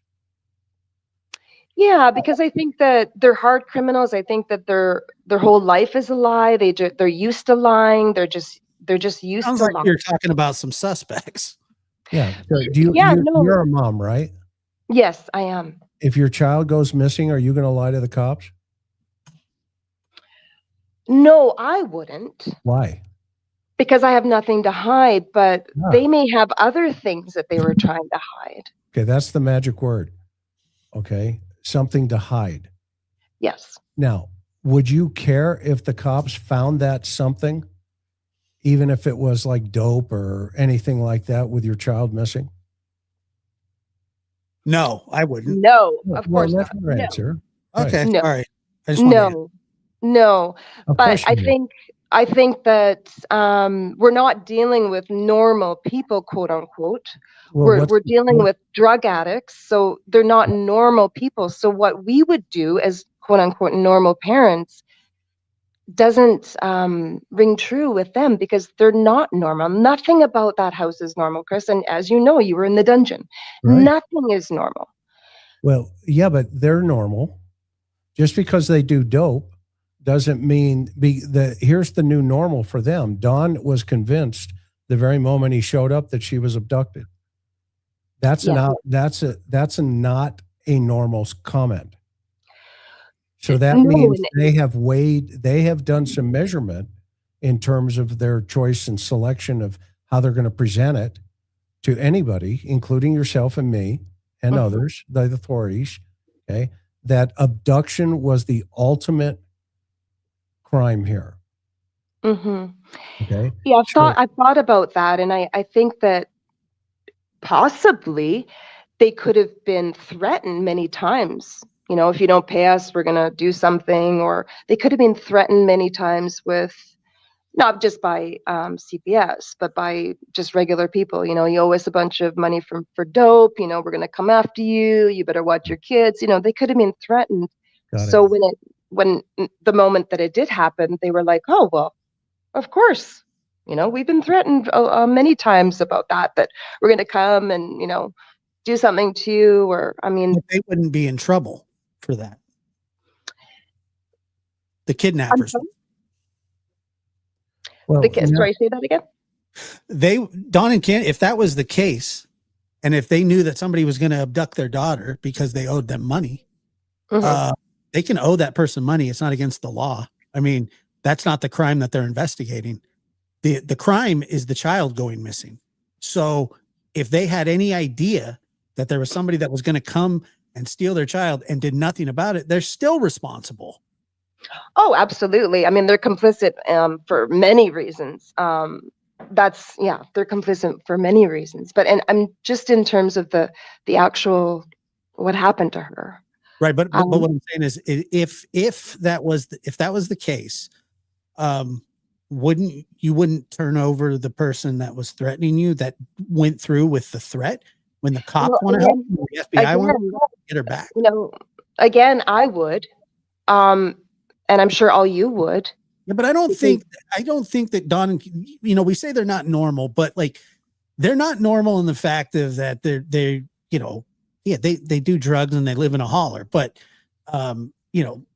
there is sort of a guidebook on what you're supposed to do when your child goes missing. They did everything opposite. believe it or not, tweakers, they don't have a valve a lot of times. I mean, I've talked to thousands of them. Yeah, I mean, were they actively using at that point? Because I know that Candace had a apparently a meth problem prior. Yeah, So well, was she actively using meth? I mean, I know she was drinking, and I mean, Yeah. I'm not sure how deep they were in their drug habit at that moment in time. yeah, I agree with you 1,000%. But they were cognitive enough to maintain a consistent story with the headline of that story on the the marquee as you walk into the theater. Okay, is she was abducted. That's what it says. She was abducted, and the Yeah. authorities got there. The card team, the FBI, Hawkins County, TBI, and if you read the Amber Alert, it says this. We do not believe this was an abduction. That's what it says on the Amber Alert. Now that would have been clarified by now, right? 4 years later, all the FBI and everybody involved in this, which everybody's talking about today, they would have come in and had a press conference and says, you know what? We've made a mistake. This is an abduction. And we are looking now again for this Toyota, this maroon thing or whatever the deal's going to be. Okay.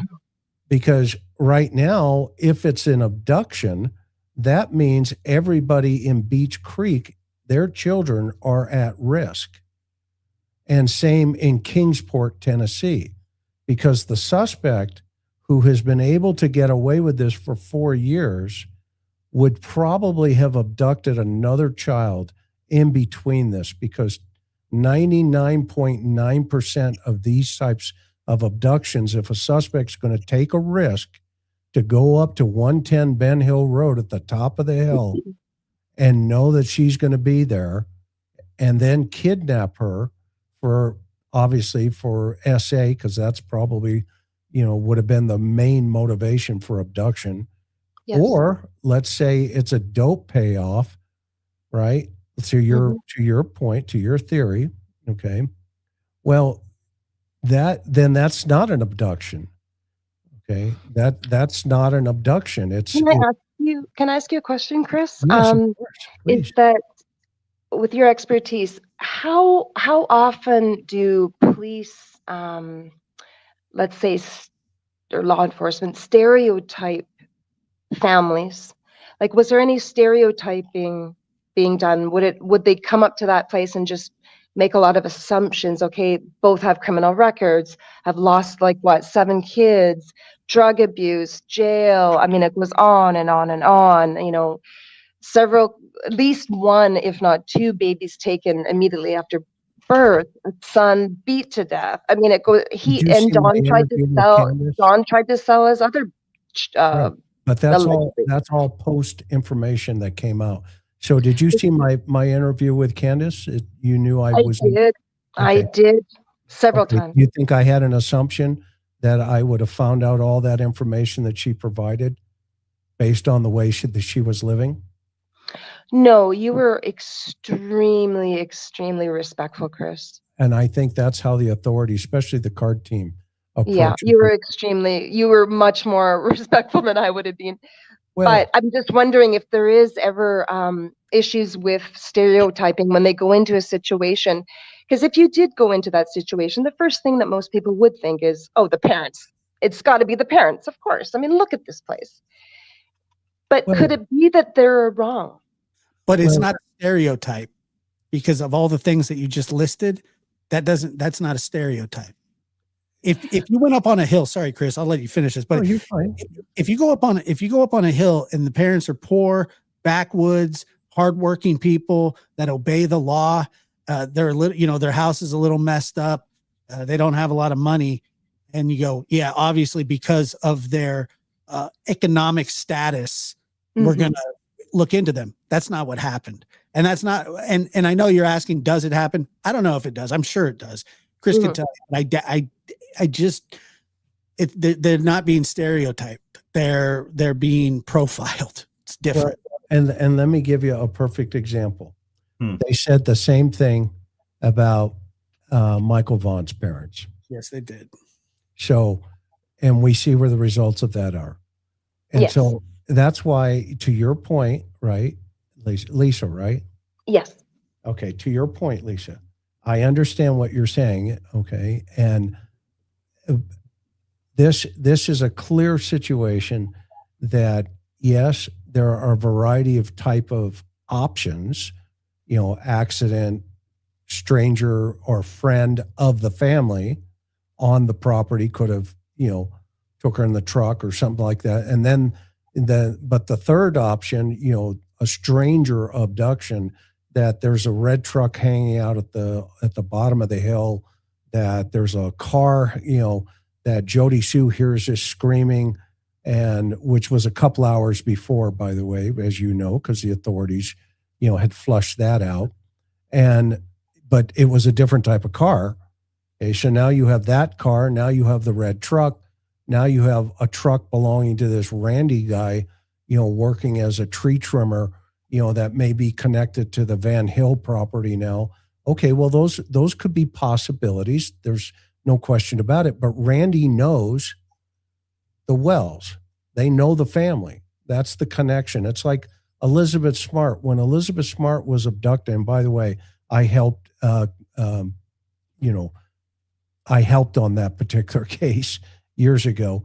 And the question was, well, the dad's got to be involved. There's something wrong here, because the dad ends up, coming out later, believe it or not, out of the closet as being gay. Okay.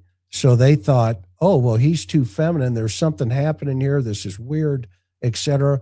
And then they shifted to a guy named Riki, who was a registered sex offender, and they blew up his house. They, kicked his doors in and all this other stuff. And what we were trying to tell them is, look, this has all the earmarkings of somebody familiar with this home. You need to stay here. Don't go over there. You're wasting a lot of time going over here. Okay. And guess what? When her little sister, as you remember, had an aha moment, and she goes, I remember, it was the handyman. And next thing you know it, they reverse engineer that information, and they discovered he'd been at the house for a couple of weeks painting the house. And she's in the woods, right behind the house, hearing everybody yell, Elizabeth, where are you? Where are you? And they hear the searchers. Okay.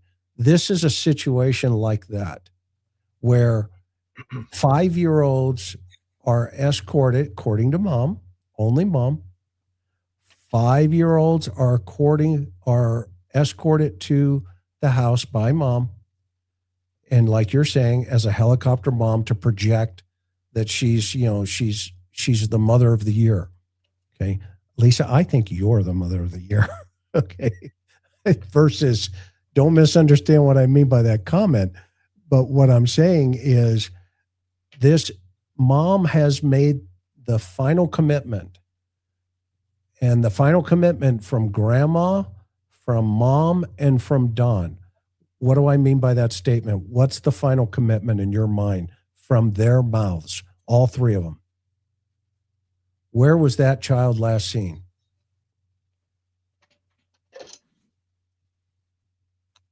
You there? Uh-oh. All right. Well, the child was last seen in the basement. I think she That was the final commitment from the parents and the grandmother and the mother. Well, look, All three. Chris, I'll just say something that. And Lisa, thank you for your call. I think she dropped off. Oh, I'll just say something that blows a lot of people's minds when I point it out.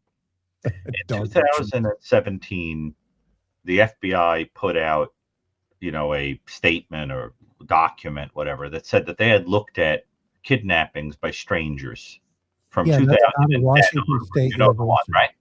Okay. Across 7 years, they found that there were fewer than 350 a year Correct. of children being taken by strangers. Yeah, it's a very small number. That is extremely rare. They make the headlines, but they're extremely rare. So what does that mean? Well, apparently what the data tells us is the vast majority of children who go missing are taken by parents. They're taken by family members and people who with custody situations and things like that. So if you were a statistically driven person, if there were a missing child, your first thought would not be a pervert took this kid. Your first thought would be who knew this kid took the kid, right? Based on statistics. Now, Chris, you know as well as I do, as somebody with a lot of experience in these cases, I think the FBI is right. It is extremely rare. Okay, you're familiar with that when they put that I out. know the study. I've trained the study. I've done that study 1,000 times. And I've been studying these guys, since 1990. Actually, before that, when my kid was kidnapped, almost. My son. That's how I got involved in this. And when they sent me, to the behavioral analysis aspect of criminal pedophilia during the commission of homicide, I don't get invited to very many dinner parties, as I tell people all the time. And Karen will always tell you, don't talk about what you do. Okay. I have consulted and been involved on the ground, okay, with many cases that folks have no idea. Okay? And you know it being, well, you may not know all of it but you know enough that, when Michael Vaughn, that situation, that's all going to flush out here. Okay. As it's coming, I can't go into detail. However, in this situation, I'm not going to say that Don or Candace right now hurt the child. I'm going to say that Don and Candace know what happened. Don knows, Candace knows, Grandis knows. Okay. I also believe Hunter is a key to this situation, and Jody Sue. Now, the other people, they're peripheral players. Okay. Maybe, this other stuff that's coming up. Okay. That could be part of the play. Okay. Peripherally, after the incident. Okay. But I guarantee you the police are going to have enough information when the bracelets all start going on. Okay. And people are taken to jail. Okay. I mean, let's just use this latest scenario. This Randy guy who cut the wire while cutting the trees, and he was fired. Okay. Let's just play this out. He's got a red Toyota Tacoma. It's there. But earlier in the day, it's been reported that Summer is seen in her grandmother's car passed out in the back seat. Okay, fine. That's another dynamic. So now you have a gray truck. Now you have a red Toyota Tacoma. Now you got to add Jody Sue's, stories into this. Now you got to add Andy Bernard's mom, driving a red truck and driving over Summer, and they threw her in the back, and et cetera, et cetera. You've got all of these different type of vehicle scenarios. Okay. However, what you don't have, okay, is, well, then you also got Don driving the red Subaru that day and leaving his work truck because the red Subaru is on a lease, 600 and something bucks a month. And he just thought it was a great idea the day Summer goes missing to drive the red Subaru to work. And so he prepares by, loading all of his drywall material, tools and stuff into the back of that truck or in the back of that Subaru. And he just conveniently had it that day. Okay.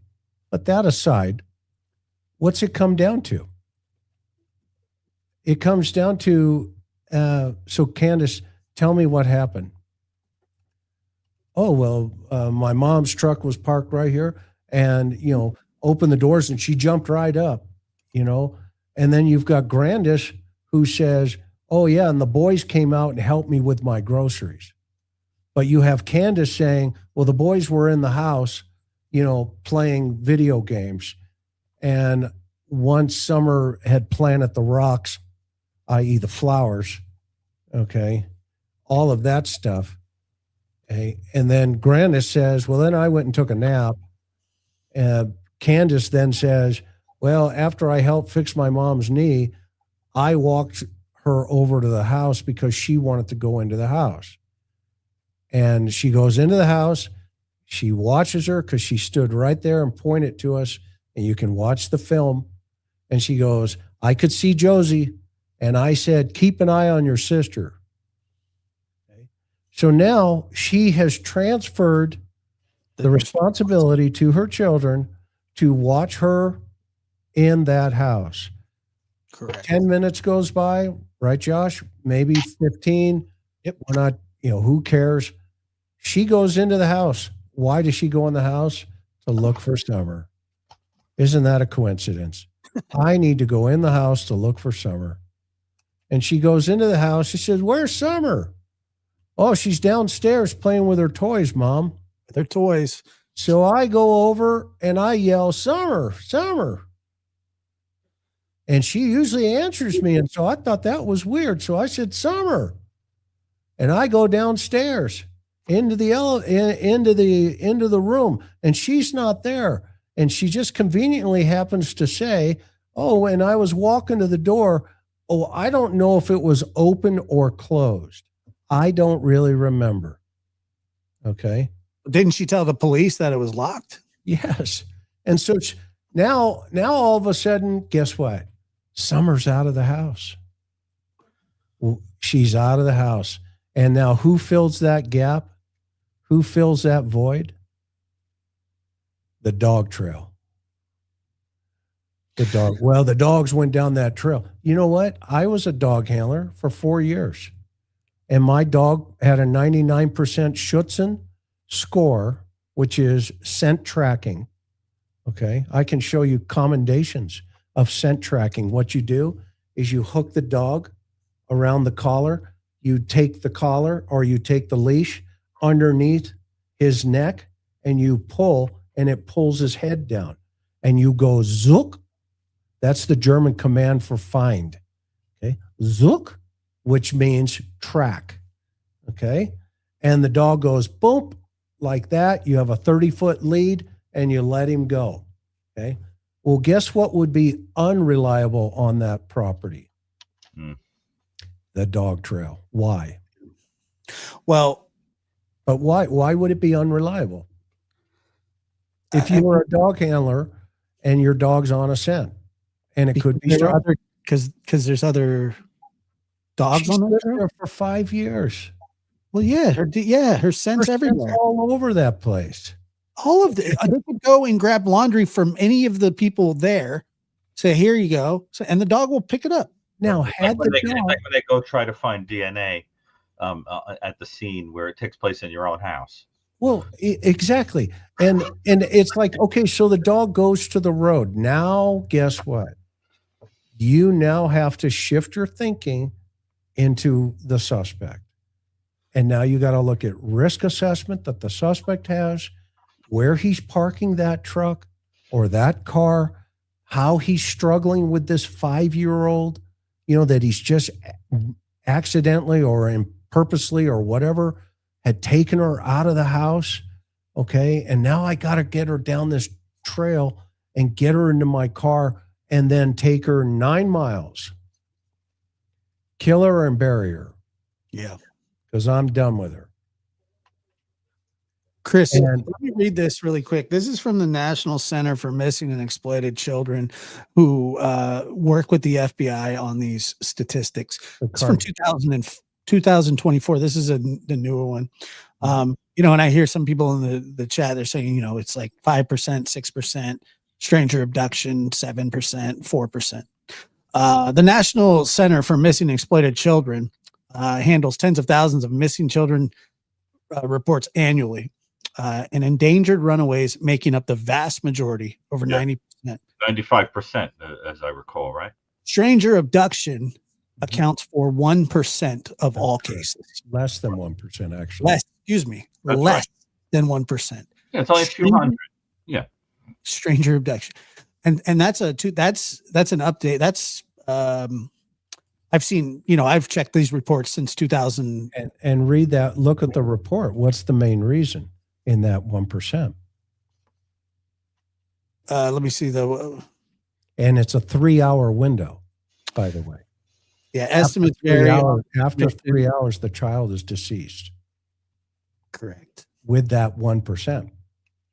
Correct. Right. Because what reason would there be to abduct a child?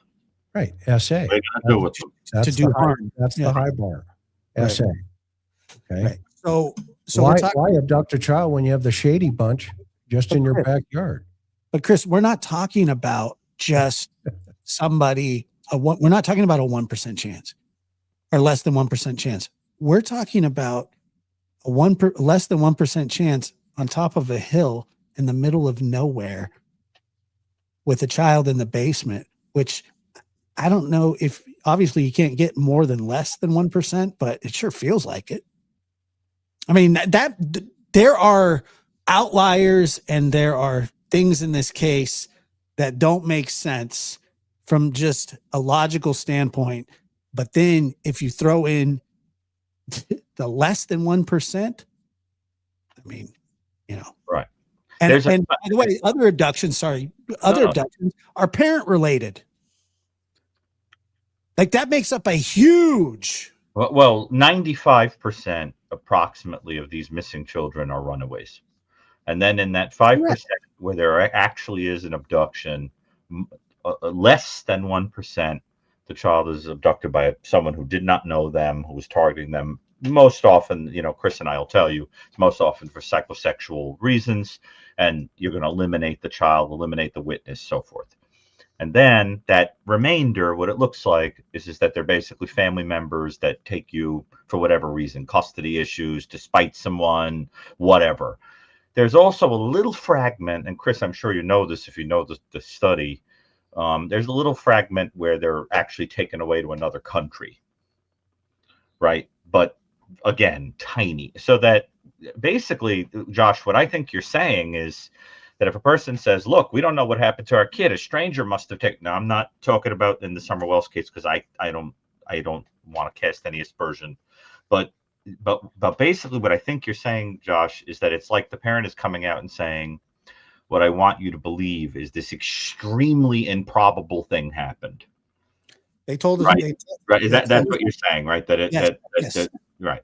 But they're telling a story that gives them plausible deniability to all wrongdoing, to all whatever malfeasance, whatever it is. How can they be in trouble when somebody came in their house and took their child? You can't. They're victims too. Remember? Oh, but wait. Fox News, when they first reported on this, talked about Don Wells, and they listed all the stuff that he had did.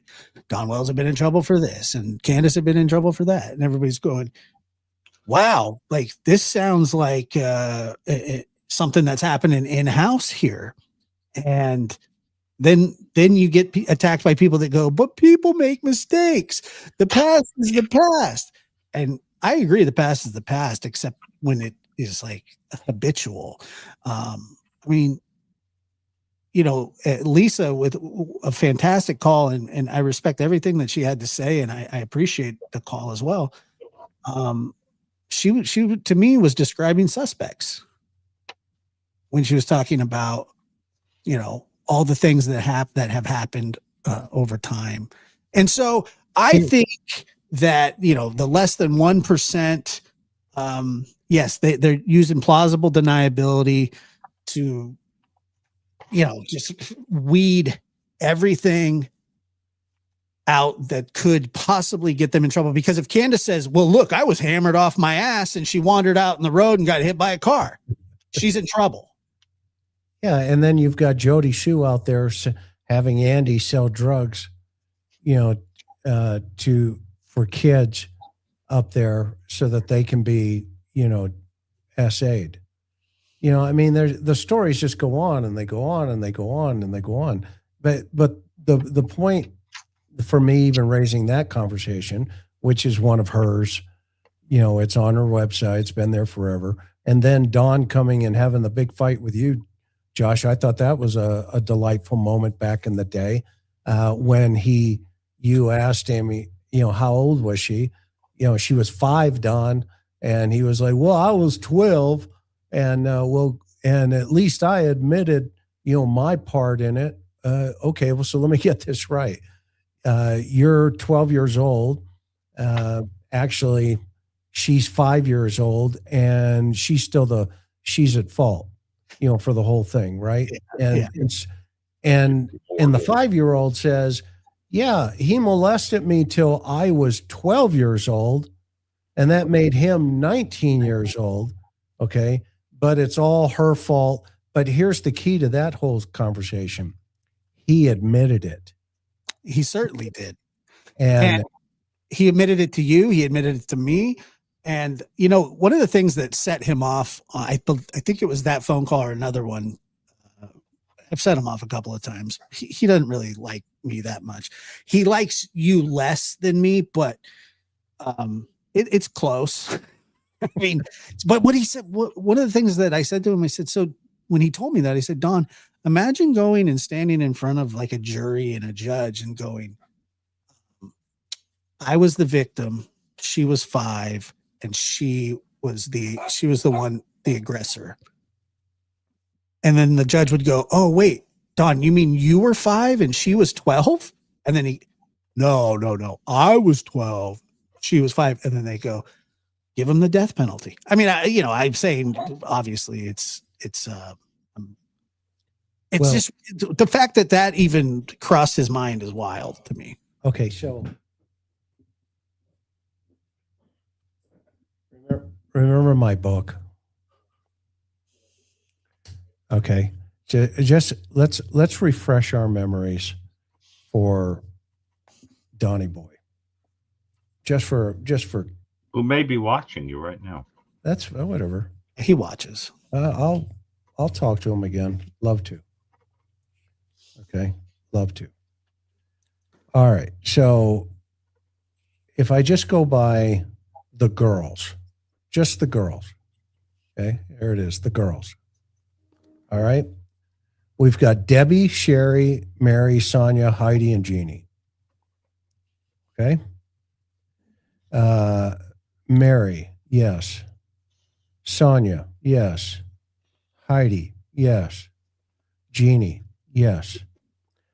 And there's one other, which was a gal that spent the night. Remember her? Okay. What are you talking about? Who are these people? These were all people that have accused Don Wells. I didn't say it succinctly, but I wanted to make sure I was following what you. Yeah, and there was also another guy in this. Just for a second. Oh, the father's involved too. Yeah. Yeah, and Kelly. Donnie knows Kelly. Okay. And everybody knew that. I knew it. We got hold of the Utah authorities. They opened up a case. They substantiated the victims and confirmed, yes, in fact. Remember, everybody said, well, Jeannie never went down to the police station. Well, actually, she did. Remember, they found the reports that she had gone down there and that her mother and her father, her stepdad at that time, Donnie's dad, okay, told her to withdraw the complaint. Now, I wonder where that was learned when Don stands in front of the news and says, it's a misunderstanding. She apologized to me for the domestic violence. Okay. Well, that's because Daddy, whenever Donnie would get caught, he would go hide in the shed and Daddy would show up. Okay. And beat the crap out of Mommy, the stepmom, Mary's mother, and get her back in line. Okay. Well, the dad since has, deceased. He's gone. Okay.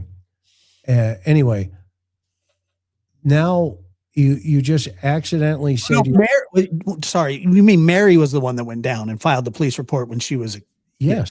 Yes. Right. And the report was found. Correct. And everybody called her a liar and all this stuff. And then Don even admitted to what happened. Right. But, he churched it up. But the statute of limitations had passed. Correct. And in Utah, they had just recently passed that statute that now they could go back, but it's too late because at the time she reported it, the statute did not apply. So all of these women were victims of SA, and the suspect got away with it. And that we're talking about, that individual right now. That said, a leopard does not lose its spots. If you're molesting little girls at 12 years old and you are now in your 60s, there is going to be a tidal wave of victims in between those 40 years. Generally. There's going to be a lot, okay? A lot.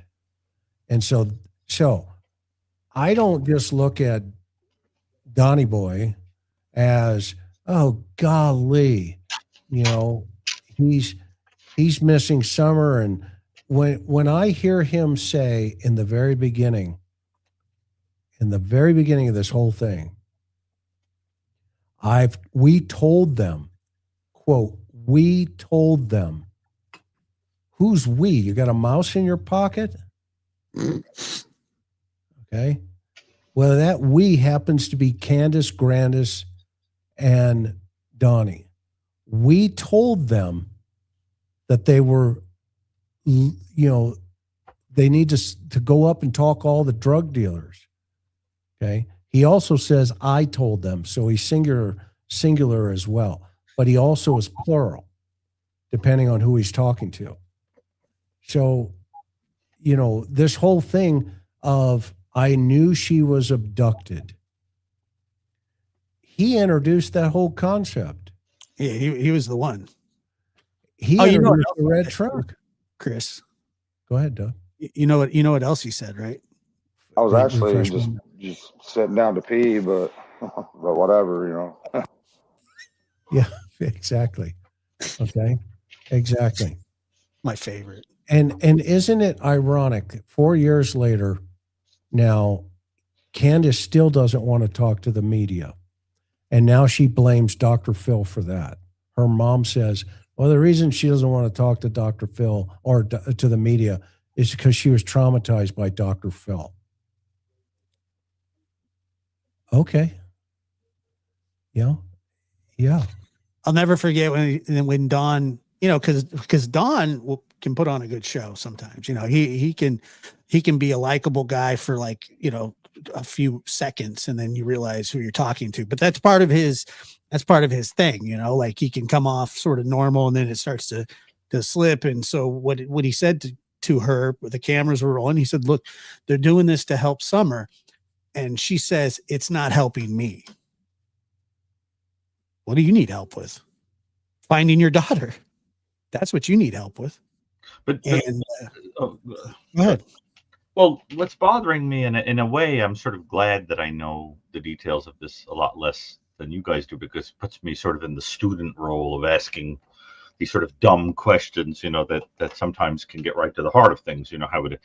And I guess what's bothering me is if the things that are being said on other programs, the footprints and the dog scent and the hill property and the whole, if these things turn out to be true and to bear fruit, then how do you reconcile them with the things that you're saying were said by the principals, by the people, the principal people in the home, in the immediate family?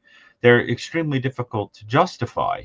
How if is there that? really is an outside explanation. How is that? What if the individuals, okay, let's use the hills that everybody's connecting, the hills, the Fred Hill, Like, and how all would this other stuff. tie this story together? I can't do it in my brain. Well, they know Don and Candace. Oh, I see. It's not a real big math problem here.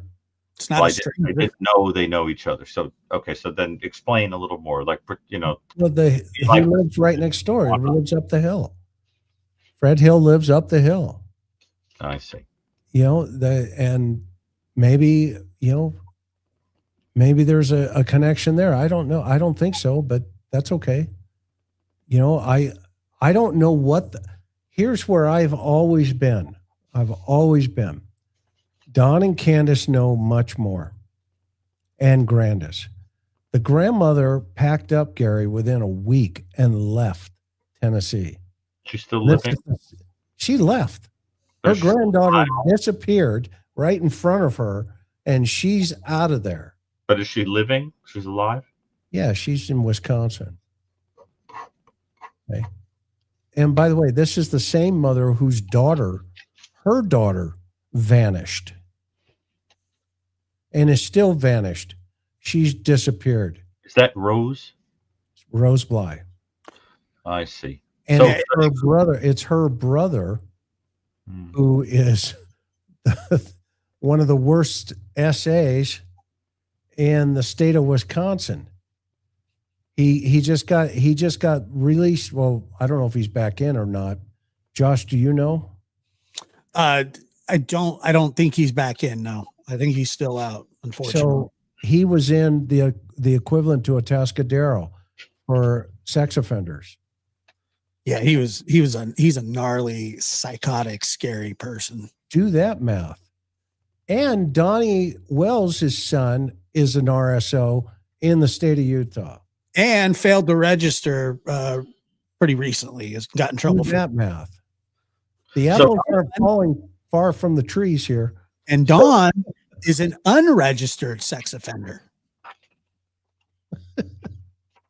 Well, I just want to make sure I'm understanding. So let's say, just for the sake of argument, the hypotheses that are being developed on some of these other programs and so forth were to bear fruit.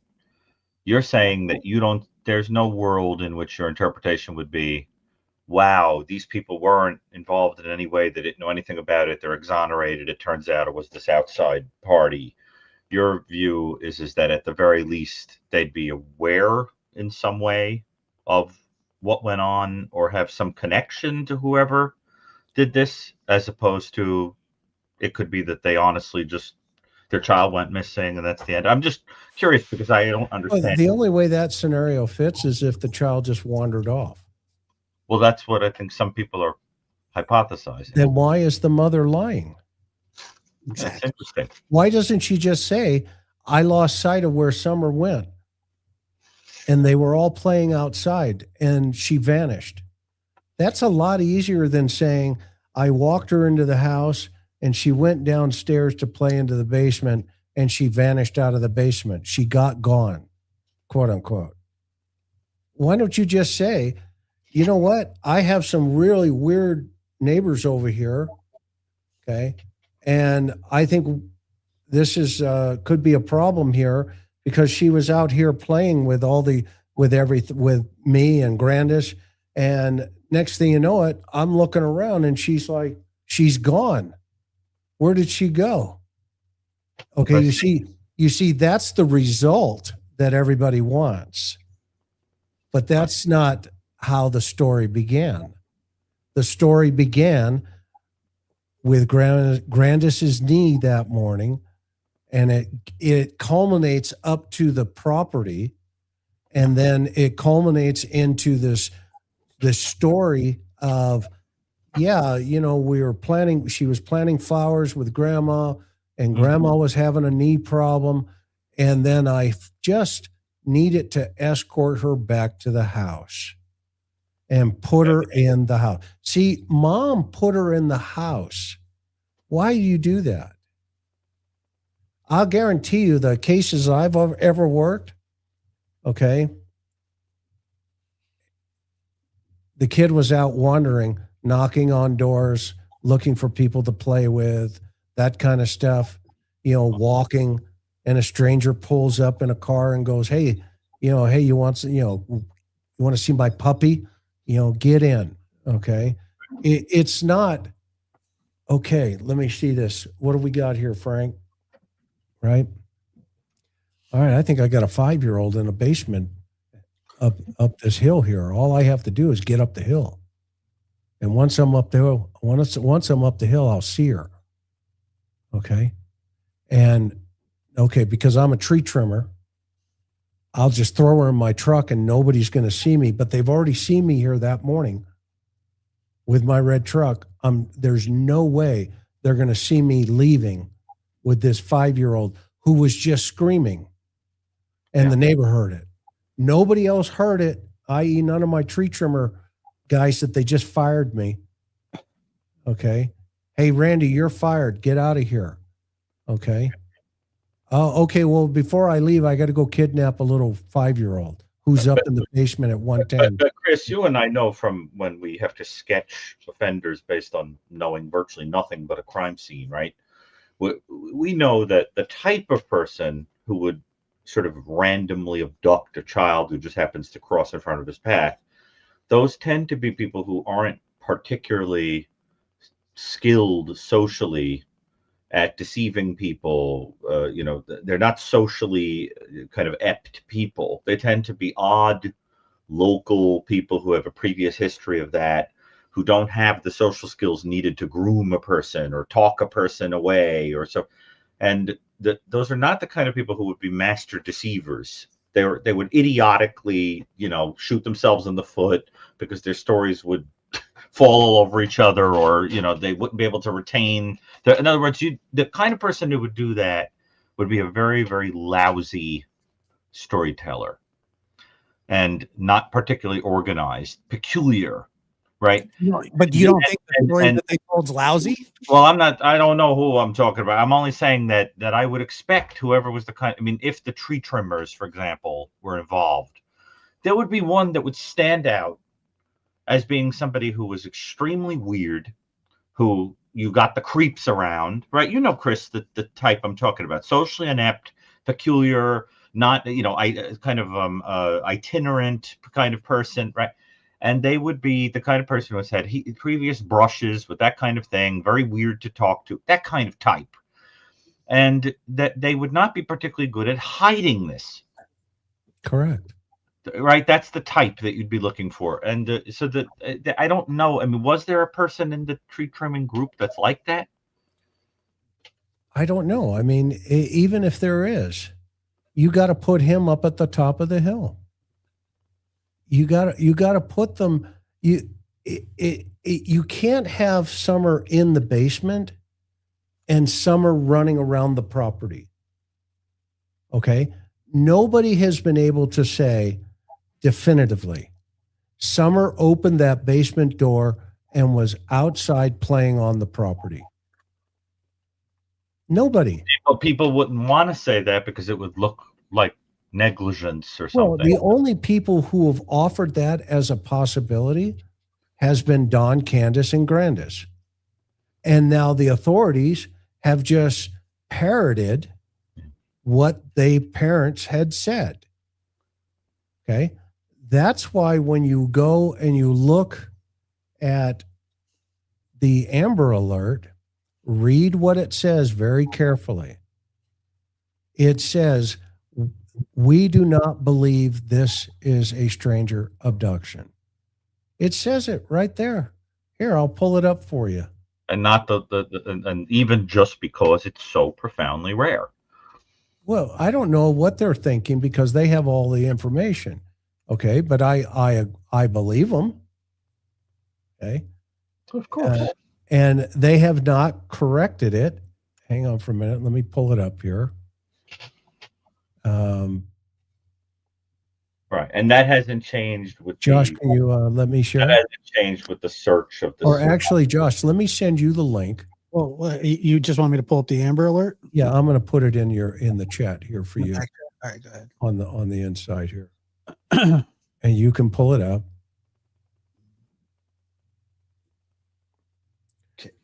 So either TBI is making a mistake, right, or social media is making a mistake. I don't know who it is at this point. Yeah, it's interesting. Okay. But in other words, even with the search of this property, where there's no idea yet of whether there's been a change in thinking of who could have been responsible for this. We know of no outcome. We don't even know if anything was found during this search. We don't know that. It's credible or anything. Okay. Okay. Keep going. Active. Blah blah blah. Sent Keep going. Trooper. It lays it out. Keep going. Whoops. We're chasing. Yeah. Digital. Blah blah blah. Potential leads. Keep going. 100 agents. Blah blah blah. Interviews. Okay, that's the stats, right? Diligently working.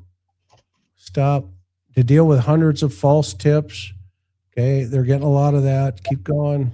Uh-huh. Okay, view YouTube theories. They even mention YouTube theories. Gratitude for the church. Keep going. Hawkins County. Now they're kissing everybody, right? The case is not cold. Below is a list of frequent asked questions. Keep going. No, investigative work continues. Amber Alert. Yes, it's still good. Her mother reports last seeing her on the afternoon, June 15th, at their home in the 100 block Ben Hill Road. In order to preserve the integrity of the investigation, will not provide additional information regarding the timeline. Now, this is important because who's the RP, the reporting party? Mother. Okay, keep going. Have you searched? Yes, we searched the basement. Isn't that interesting? They start there because that's the first place she said she last saw her or where she was supposed to be. So they start this Amber Alert by saying, well, we already checked the basement. She's not in there. Well, what do you mean she's not in there? She said she was, that's where the boy said she was. Okay, blah, blah, blah. Keep going. Digital, yes, we've done all that. Yes, phone towers, flower bed. There was not a flower bed. Summer's mother and grandmother stated that she was planting flowers with them shortly between the flowers were planted in pots, and yes, the pots were examined. Okay, large-scale searches, targeted, blah, blah, blah. Keep going. Yes, dive teams, yes, numerous searches. Keep going. We'll continue to search points of interest that are developed. Keep going. Yes, we've collected surveillance photos, videos, Beach Creek, yada, yada. Yes, both questions. Have you questioned the parents? Yes, both have been questioned more than once. Yes, Summer's brothers have been interviewed, along with others who stayed in the home in the months before her disappearance. So they went back, they interviewed Jose, they interviewed a lot of people at that time. Have you questioned the neighbors? Yes. Okay. Is there evidence Summer was abducted? None that we've developed at this stage. Next, right? It's like, well, do you guys have evidence that she was abducted? No. No, nope. Not at this stage. Okay. And by the way, don't forget all the other stuff that we read before we got down to that. All the hundreds of agents and the searches and the card team. And right here, Chris, where it says the FBI involved. Yes, They've been involved since the Amber Alert was issued. By the way, I also want to point out that possibly the reason that the red truck might be involved is to get out an Amber Alert. Well, they didn't put an Amber Alert out, remember? Until it was an endangered child alert, and then they changed it. Right. Right. Because Don kept pushing the red truck theory, and they had to put it out there. Remember, Miss Robin had the red truck on the flyers. Yes. And then she tells me, oh, I've been told by the authorities that the red truck is a red, they've eliminated it. Okay, so now the red truck's back again. Great. Maybe there's a second red truck. I don't know. Don told them that there was a red truck, at some shop down the way, and that he wanted to go there himself and talk to the drug dealers and all this other stuff. But they told him, no, Don, you need to stay away from it. Okay. But here is the very first conversation about the red truck right here. The ladder, all this other stuff. Okay. Now, here's the interesting thing about it. Look at the reporting party. The individual stated the truck might have been parked in the area of Beach Creek Road and Ben Hill Road. That means down on the main road, not at the end of the driveway. Okay. So it's down where all the tree trimmers are working. Now you've got to get that red truck owner and the tree trimmers not to see the red truck. Apparently somebody saw the red truck. Okay. Because look what he says. The individual stated the truck might have been parked in the area of Beach Creek and Ben Hill Road in the late afternoon to early evening on Monday, June 14th, or Tuesday, June 15th. It could have been Monday, I think, or I'm not sure. Maybe it was Tuesday. That's how witnesses usually tell you this stuff. Okay. That vehicle was not captured on surveillance cameras in an effort to cover all bases and identify the driver. The TBI, in agreement with the Hawkins County Sheriff's Office and the FBI, released the vehicle. I can't read the rest. Oops, sorry. That's all right. Release the vehicle description. Our hope was that the individual might have information that could help the investigation. The driver has not come forward, nor have the hundreds of vehicles reported to us matching the description panned out. Okay. Right from the horse's mouth. They've always looked for this red truck. So maybe they did maybe they got a tip that said, hey, there is something with this red truck. Okay, fine. What is it? Okay. Now everybody's into this. Well, and they found a footprint. Really? How does that connect to the red truck? Because it's on Fred Hill's property, there's a footprint?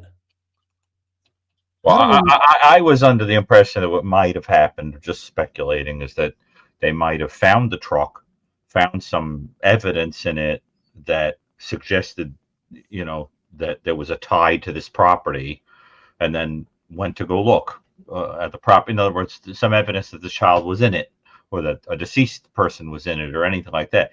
Now, if let's say, for the sake of argument, they found that truck, FBI found it, or somebody found that truck. Okay. How long could evidence of decomposition or human child being in there, whatever, last? I mean, years, right? There could be evidence. Not necessarily. I mean, it's been 4 years.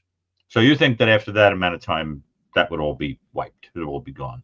It's not necessarily wiped. It could be, the elements. Did it snow at any time in the 4 years? Because if it snowed, it's gone. Okay. Did it rain? Was it muddy?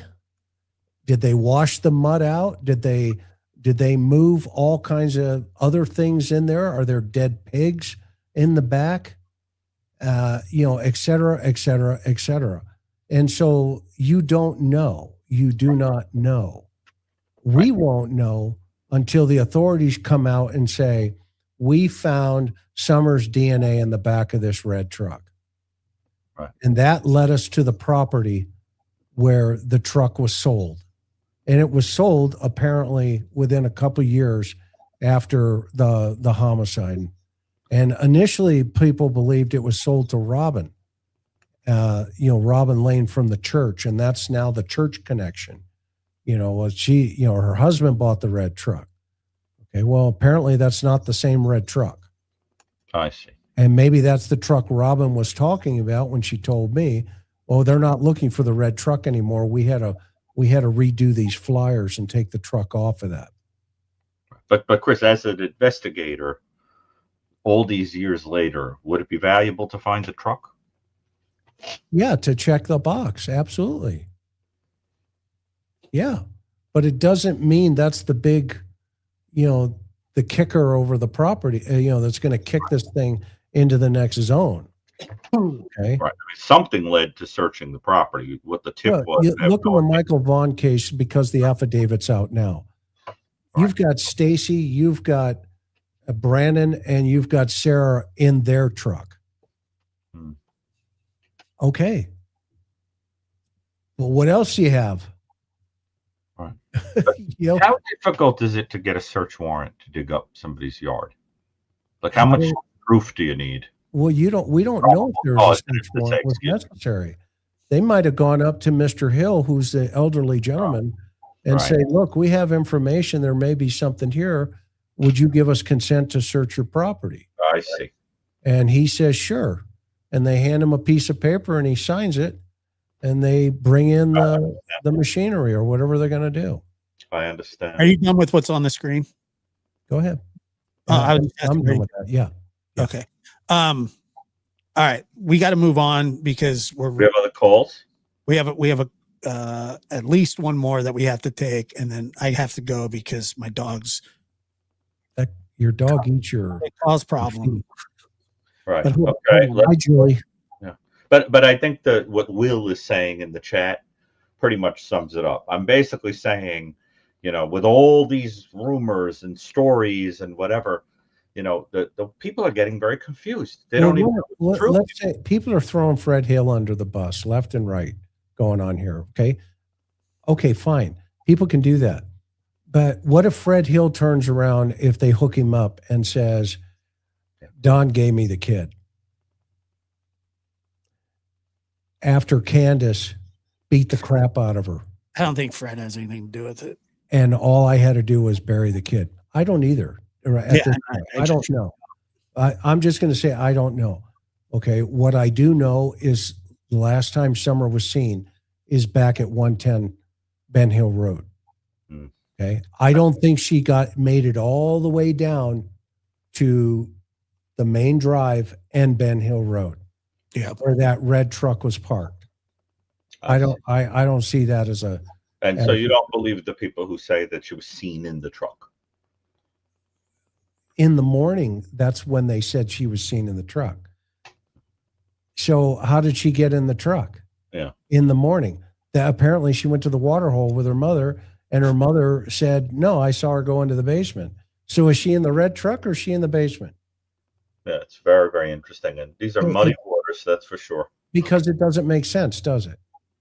Well, it's bothering me because it doesn't make, I can't stand things that don't make sense. I have that Columbo problem. Well, that's why you stay with the mother and let her lie. If she's lying, she's lying. That's great evidence. It's great evidence. Very weird. All right. Well, so Josh, I feel terrible that I think somebody's been sitting a long time. We're gonna move on. We're gonna move on to Melissa. Hold on one second. That calls every once in a while, or a different Melissa? No, but she's been trying to call, and she's waited a long time to get through. Unfortunately, I'm really sorry about that. Melissa, are you there? Wait, wrong one. Hold on. Are you with us? She is. I think she's trying to. There is a Melissa that calls every month. Remember that we always point out. Ziggy, I'd love to talk to Fred. Let's hook something up. Okay. Yeah, send me a message and we'll We're gonna do well, but we'll do it offline. All right. yeah, we'll work it out. Get it set up. Okay. Melissa, are you there?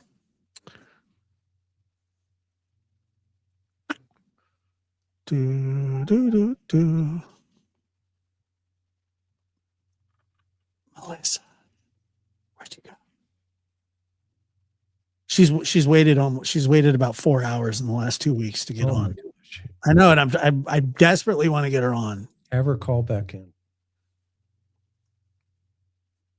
You guys know Ziggy? Yeah. Oh, I see.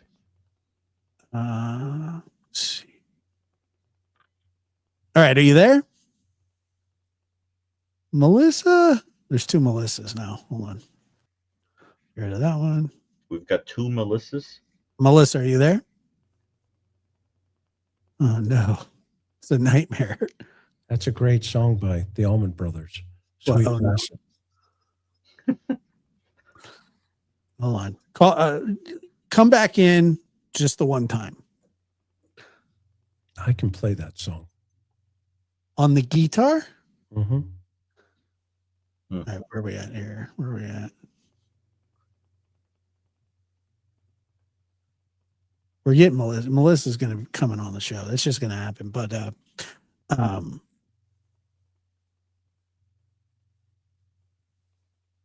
see here. The next one I think we need to tackle is Sebastian. But you want to talk about that one? No, not tonight, but the next case after summer is resolved here. I think they're going to solve it. Yeah, I do too. That'll be great. Melissa, come on.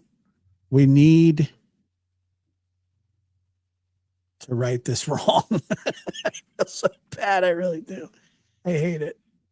You ever see when a case gets solved, people get charged, and then you go back and you look at a year or more or whatever of what people said on podcasts, and it aged very badly. Yes, all the time. Because it was so wrong.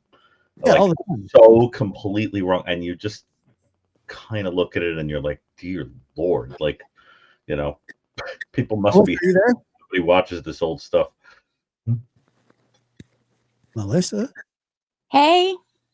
Dear Lord. Eureka. Melissa, are you the Hey. You're the Melissa that has previously spoken to us, or a different Melissa? I spoke to you guys a long time ago. I think I remember the conversation. Yeah, Josh, I was just checking in with you, Betty. Telling you I've been enjoying your show, and of course I first saw your show through Chris. Bless his heart. He said, go check out the labs. So I did. And you're welcome. You said bless his heart. Yeah. And yeah, got your story. And the reason why I was so excited is your very first talk show where you 3 were on. I called that night, and it's funny because I talked to you right after Sebastian called in about Sebastian Rogers. And Chris, I remember your story that you told him about pushing the rock and what he needed to do to be stronger. And it was really nice. But I called about my son, Connor. Yeah, I remember. And yeah, about what he'd been through. Well. Yeah, with his dad murdering 3 people. And I just had told Josh a long time ago that I would let him know. And here it's been a little over a year. But he's doing really good. He's tried 3 times to go see his dad. And every time he's in the infirmary or something is going on, and Conrad said, I'm going with my gut feeling. This isn't meant to be. So I wrote him a long letter, told him how he felt, and got up in church 3 weeks ago and said, I have forgave him. I'm done with this. It's over. I got to move on in my life. So good for you. Yeah. So, but he started his own company. He's a minister now. And That's awesome. teaches and everything. And he's a carpenter. He works on homes that's from the 1800s. He does specialty work. But I wanted to call and tell you that Josh, you helped me so much that night to understand more of what he was feeling, and I had to be patient on that aspect and just listen and let him go through what he needed to go through, even though I saw him suffering his anxiety, everything he went through. He had to go through it on his own, and I really appreciate that a lot. I kept thinking only if Conrad could meet Josh, I gave anything you guys knew each other. I knew you'd be able to talk these things through. But why can't they talk to each other? Pardon? Why can't they talk to each other? Oh, I don't know. I mean, Josh, you could talk to him, can't you? Of course I could. I would be honored to. Well, I mean, I think he came to the conclusion that if he went, first thing he was scared, he would try to hug him or touch him. He did not like the thoughts of that. And he didn't want him to hear "I love you," or he didn't want to hear "I'm sorry." And he knew he would be a manipulator. And so he came to the conclusion that really there was no sense in knowing. That's probably, so he decided to write a letter and put biblical verses in it on abandoning your children and a milestone, around the neck and all of that kind of stuff. And he was able to release it. So, Melissa, I want to tell you, I did, and maybe I've said this before. First of all, I want to say that I have never forgotten your story, and it resonates with me, and it really does in a major way. Obviously, I tried to talk to my father. I didn't try. I did in my early 30s. Opened up a dialogue. I wanted to find out more about my mom. I wanted to learn some stuff, but I also wanted him to admit something that I knew for a fact. And I pressed him on it. Now, for the people I've heard, if you're in the chat and you don't know what happened, I'm not going to go into detail, but when I was a child, my father murdered my mother. We were all in a kind of a rundown house with no electricity. It was just a terrible thing. We were hiding, all this stuff, on and on and on. Okay. So he shoots my aunt. My aunt survives. My mother dies at the scene. There were two other people in the house along, like adults, and then the kids. So, that is where it started. Okay. Before this happened, I was so young, I didn't know any of this, but he had gone around making threats that he was going to kill my mother. And a week before, he had told his brother that he was going to do that as well. We all went down to the police station together. It was me, my sister, my mother, my aunt, his brother, my uncle, all went down there, and they said that this was happening. Laws are so much different now, but back then in '88, it was different. They basically just told you to be careful.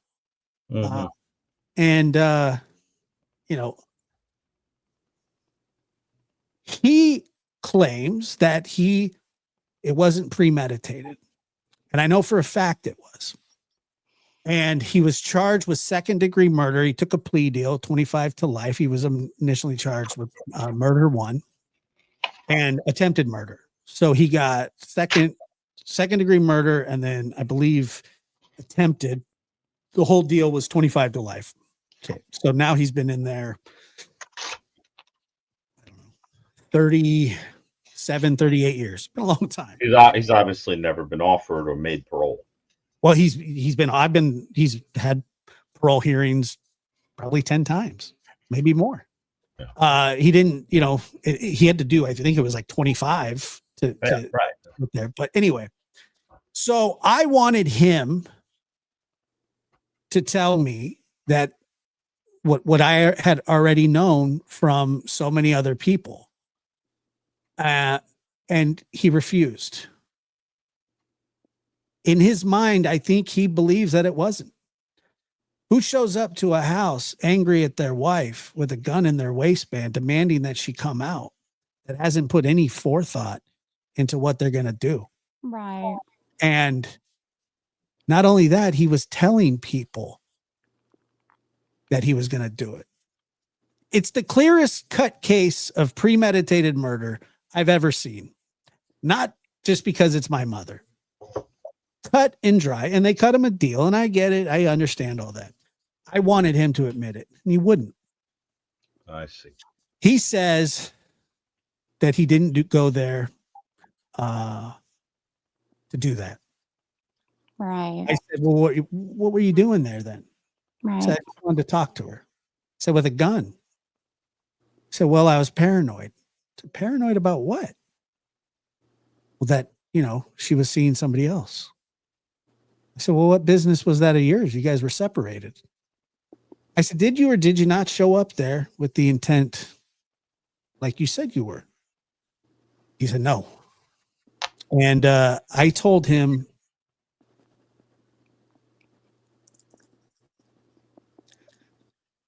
this is where our story ends. I don't want nothing to do with you anymore. I tried and he lied. And maybe he believes it.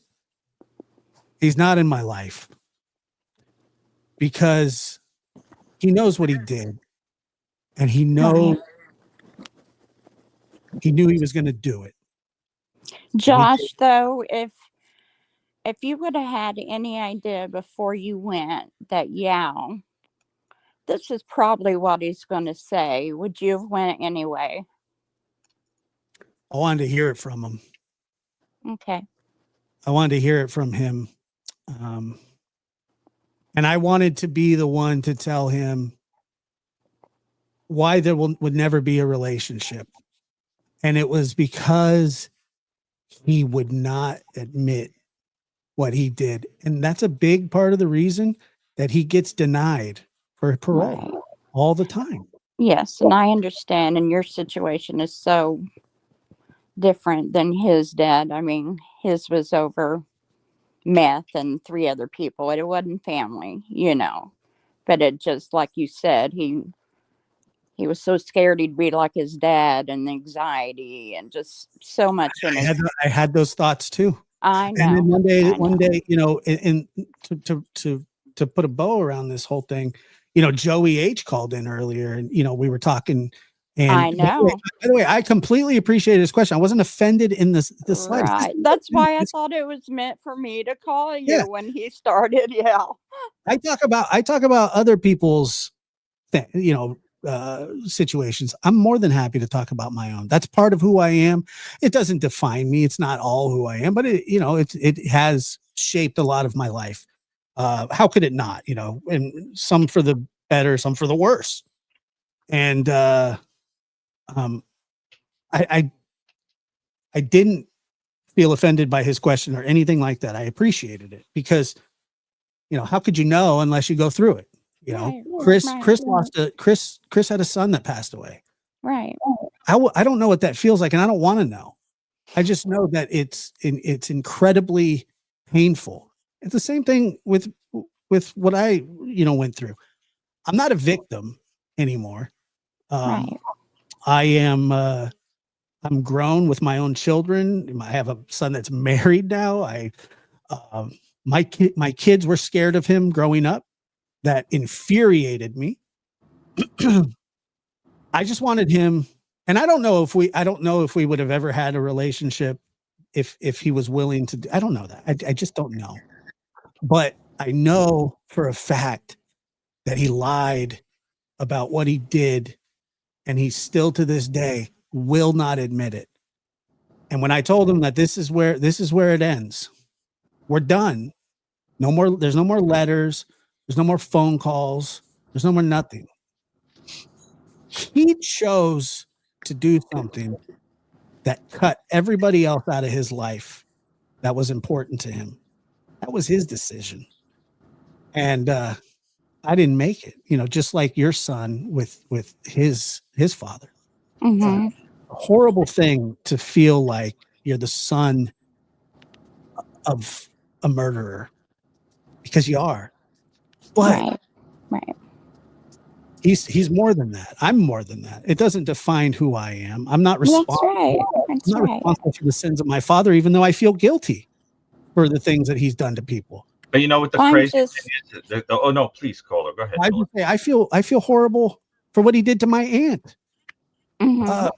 To this day, when I see her, I feel terrible about it because he's my father.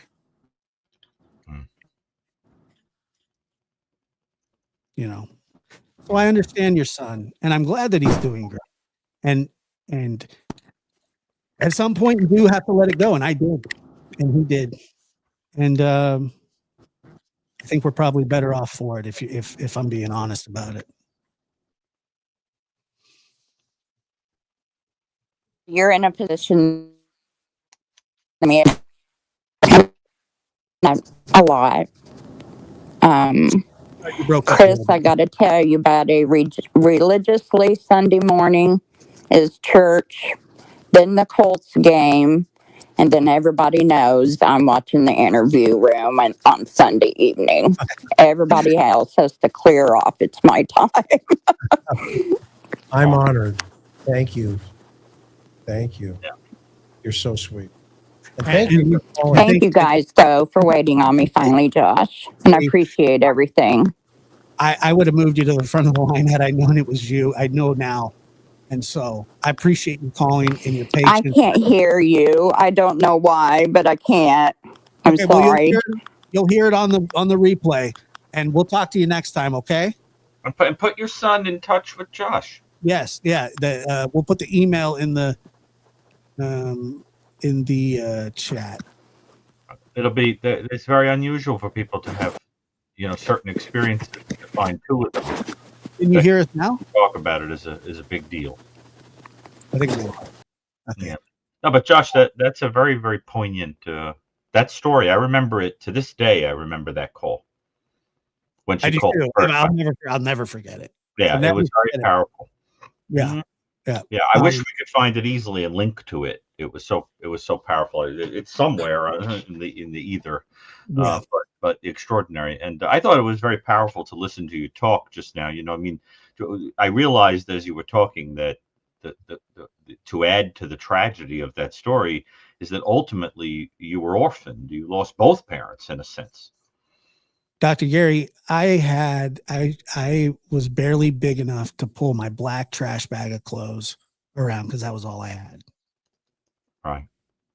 I didn't go right into my grandparents' arms. I didn't think you did. Absolutely not. I was shuffled from place to place with my sister. Like I said, barely big enough to pull my bag. Nobody else was carrying it for me. Nobody carried hers. And one day, we ended up staying with my uncle for a little bit, and then moved back to state custody. Mm-hmm. And then my grandparents, after they settled, what was happened with my mother, they came and got us. And apparently that was the plan all along, but it just wasn't like a transition, like a smooth transition. You know what I mean? That's what I'm saying. So yeah, I had nothing. I was nothing. I felt like nothing growing up because of that stuff. Well, one day when we all get to heaven, you'll understand that you weren't really carrying the bag. What do you mean when we all get to heaven? All three of us, I hope. Oh, okay. Yeah. I hope. I hope I a lot of. maybe I wasn't included No, on the list. no. You're included in there. I hope when we get there, you'll see that you weren't really I'm carrying. pretty confident on that stuff. Well, because I believe, I believe, someone's When paid Chris the and I price. get to heaven, no, I'm just kidding. Someone's paid the price for me to go. Of course. But Josh, the thing is, I think you'll find when you get there that you really weren't carrying that bag alone. I mean, that's the thing. It's like footprints. Remember that story of footprints? Sure, yeah. Yeah, you weren't really alone. It's just you don't know it And yet. you're going to discover there weren't clothes in there. There was corn dogs. Corn dogs, yeah. Corn Bag o' corn dogs. bag of corn dogs. We'll Hilarious. wrap it up here, but I got to tell you that my grandparents were the best. They did everything they could, and they did everything, and they didn't know what they were doing. How could they? It was such a weird and it was normal for us, but it wasn't normal. I'd look around at other kids and their families. I go, that's kind of normal. This is, Were they your dad's parents or your mom's parents? Moms. Oh. They made, they did everything that they could to give us a springboard into life, because of course we were set so far back. And I know a lot of the people that watch this show are the same, and so these call-in shows are beautiful. I knew for some reason that we had to talk to Melissa. I don't know why. Imagine not taking that call tonight. Oh, I know. But Josh, may I ask you a question? I know you got to go, but I want to ask you something, because now you got me curious about something. Yeah. Your grandparents, who I'm sure had their own mourning process. I mean, still, to this day, I'm sure. I mean, they lost their child. I mean, in a horrible way, right? My question is, did they ever tell you if they saw any signs that your mother was involved with somebody who could be dangerous? I've had that conversation with my grandmother many times. No, man, he was a chameleon. That argument for the, well, that's interesting. So did they feel deceived? Yeah, I would think so. You look, I don't know exactly. All I know is that my grandmother says that she forgives him. She doesn't have anything to do with him. My grandfather passed away like 15 years ago, so but he was a big part of my life until my early 20s. But he manipulated people, man. I mean, that's what he did. But having talked to a lot of these offenders, what really disturbs me is that I would be willing to bet that in a crazy, crazy way, when he did what he did, he thought he did it because he was in love with your mother.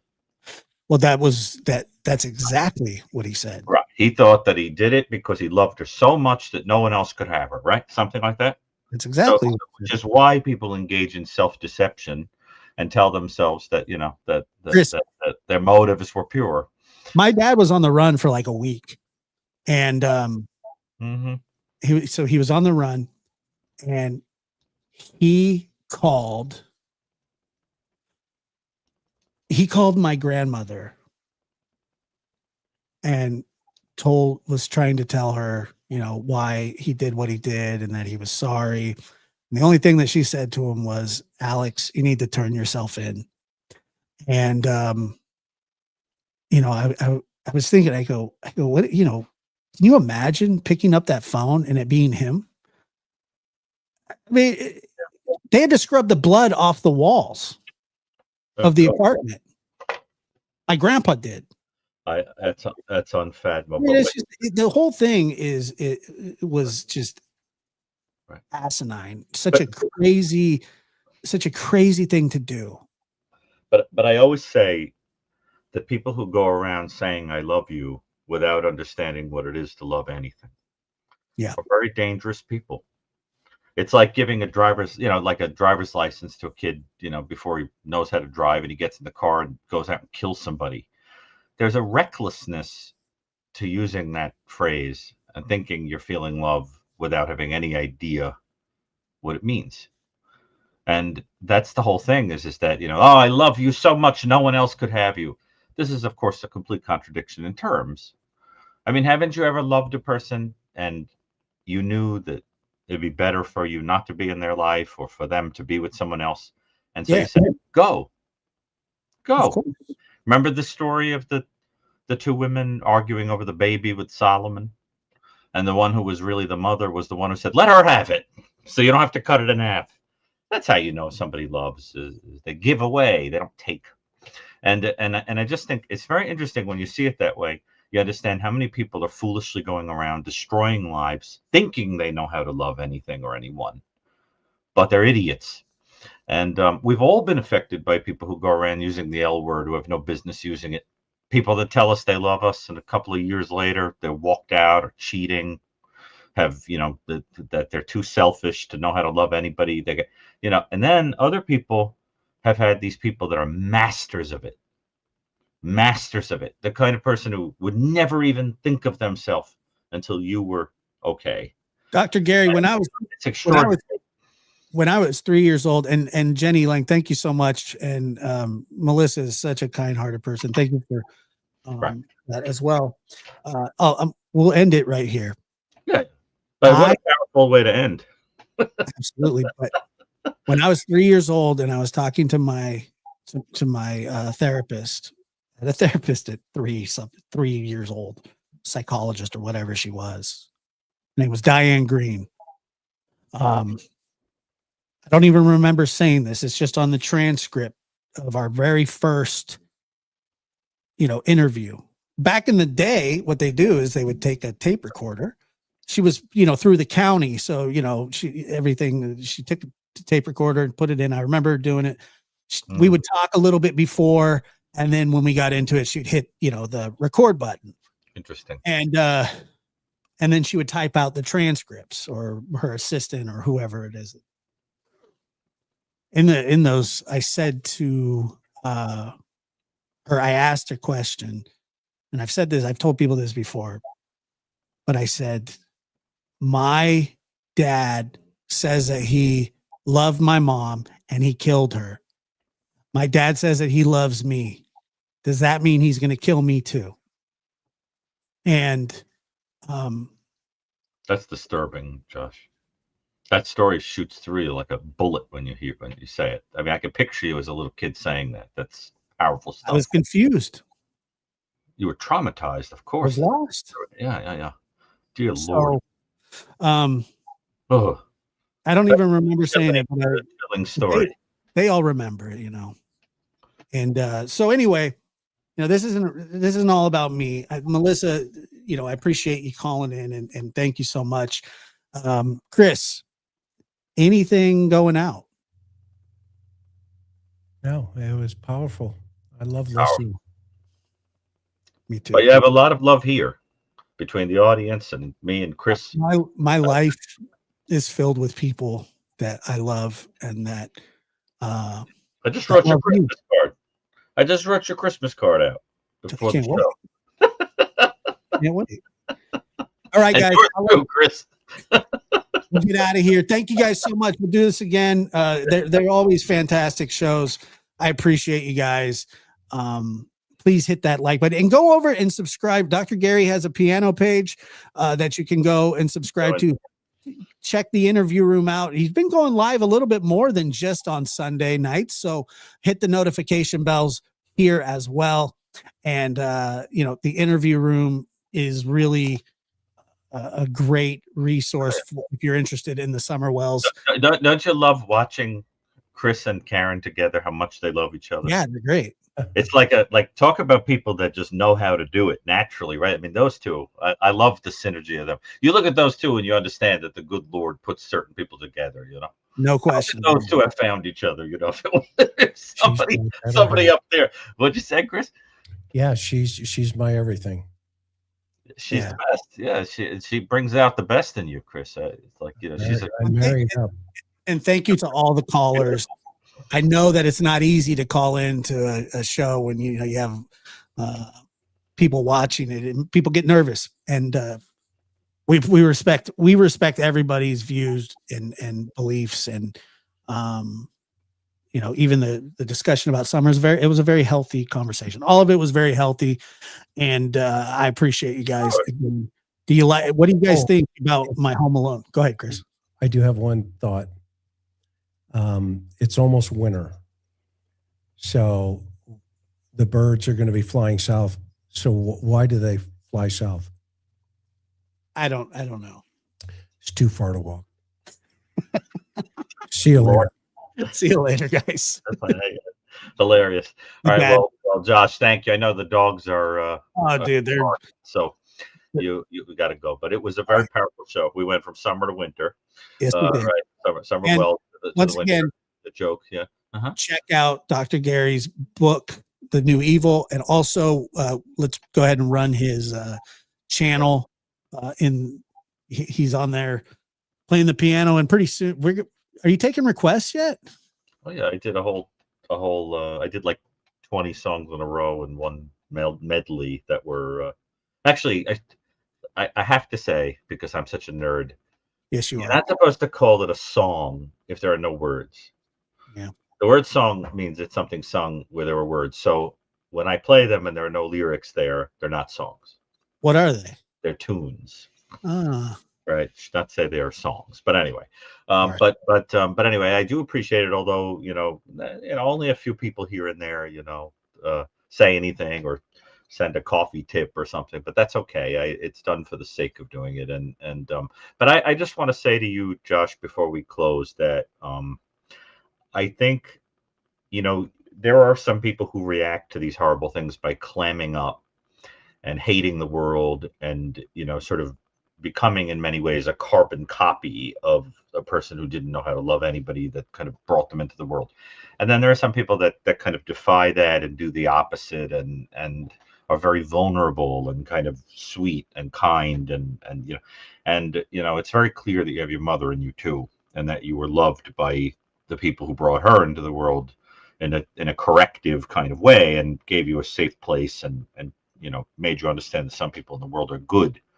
Yeah. And as you wade into this kind of world of true crime, you do have this way of kind of being I know you don't identify as a victim, but you do have a way of giving life to the figure of the victim and the family members and so forth in these cases, and a common sense kind of approach.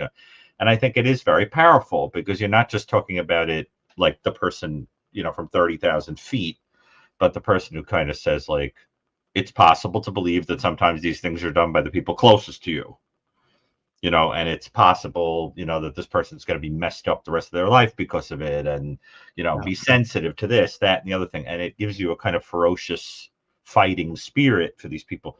And it's powerful. And I think it resonates with a lot of people in the audience, and it's a big deal.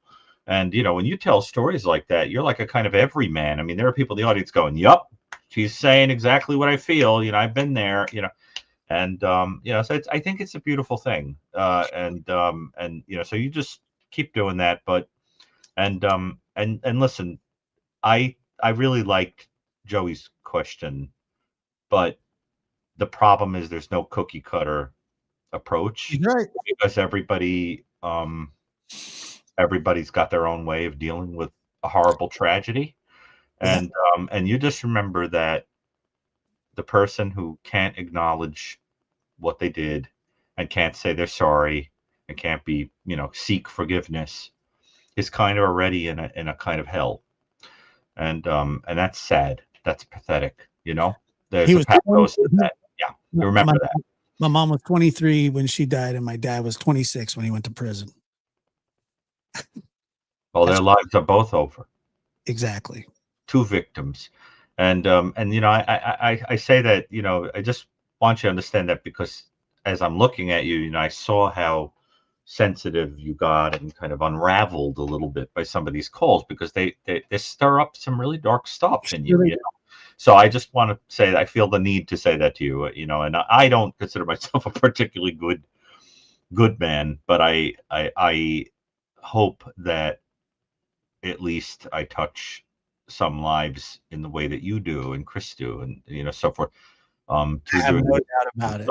I hope so, but but it's powerful as an example to watch you too. So I appreciate it, and thank you very much, and have a wonderful holiday, everyone. If we don't see you, although I think we will, because you I talked think about we'll get it more. probably squeeze one in, in there. Okay, Definitely. and all And right.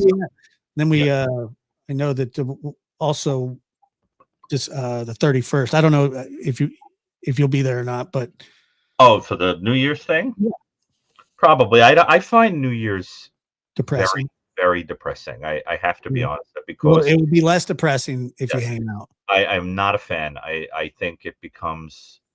I have a very hard time seeing it as the turning of a page.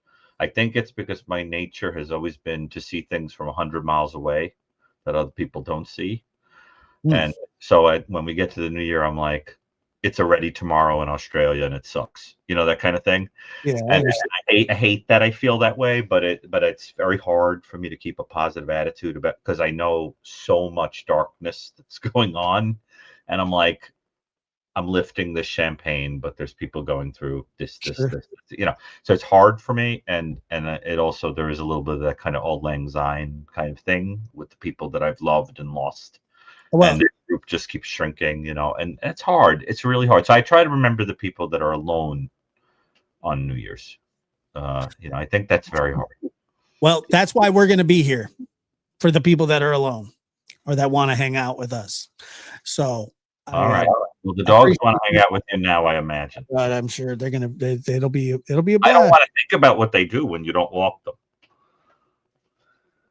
Well, Otis will try to push the bathroom door open and go in there Oh, is that what happens? sometimes. Okay. Sometimes. Well, then All you right. better go walk them before Better. there's a stink, so to speak. All right.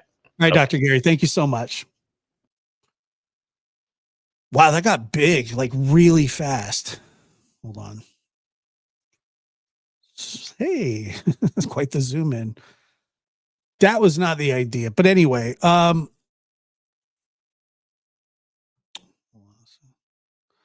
anyway, I appreciate everybody being here. Thank you so much. I'm honored to be able to share some of my story with you, as well as the people that share their stories when they call in.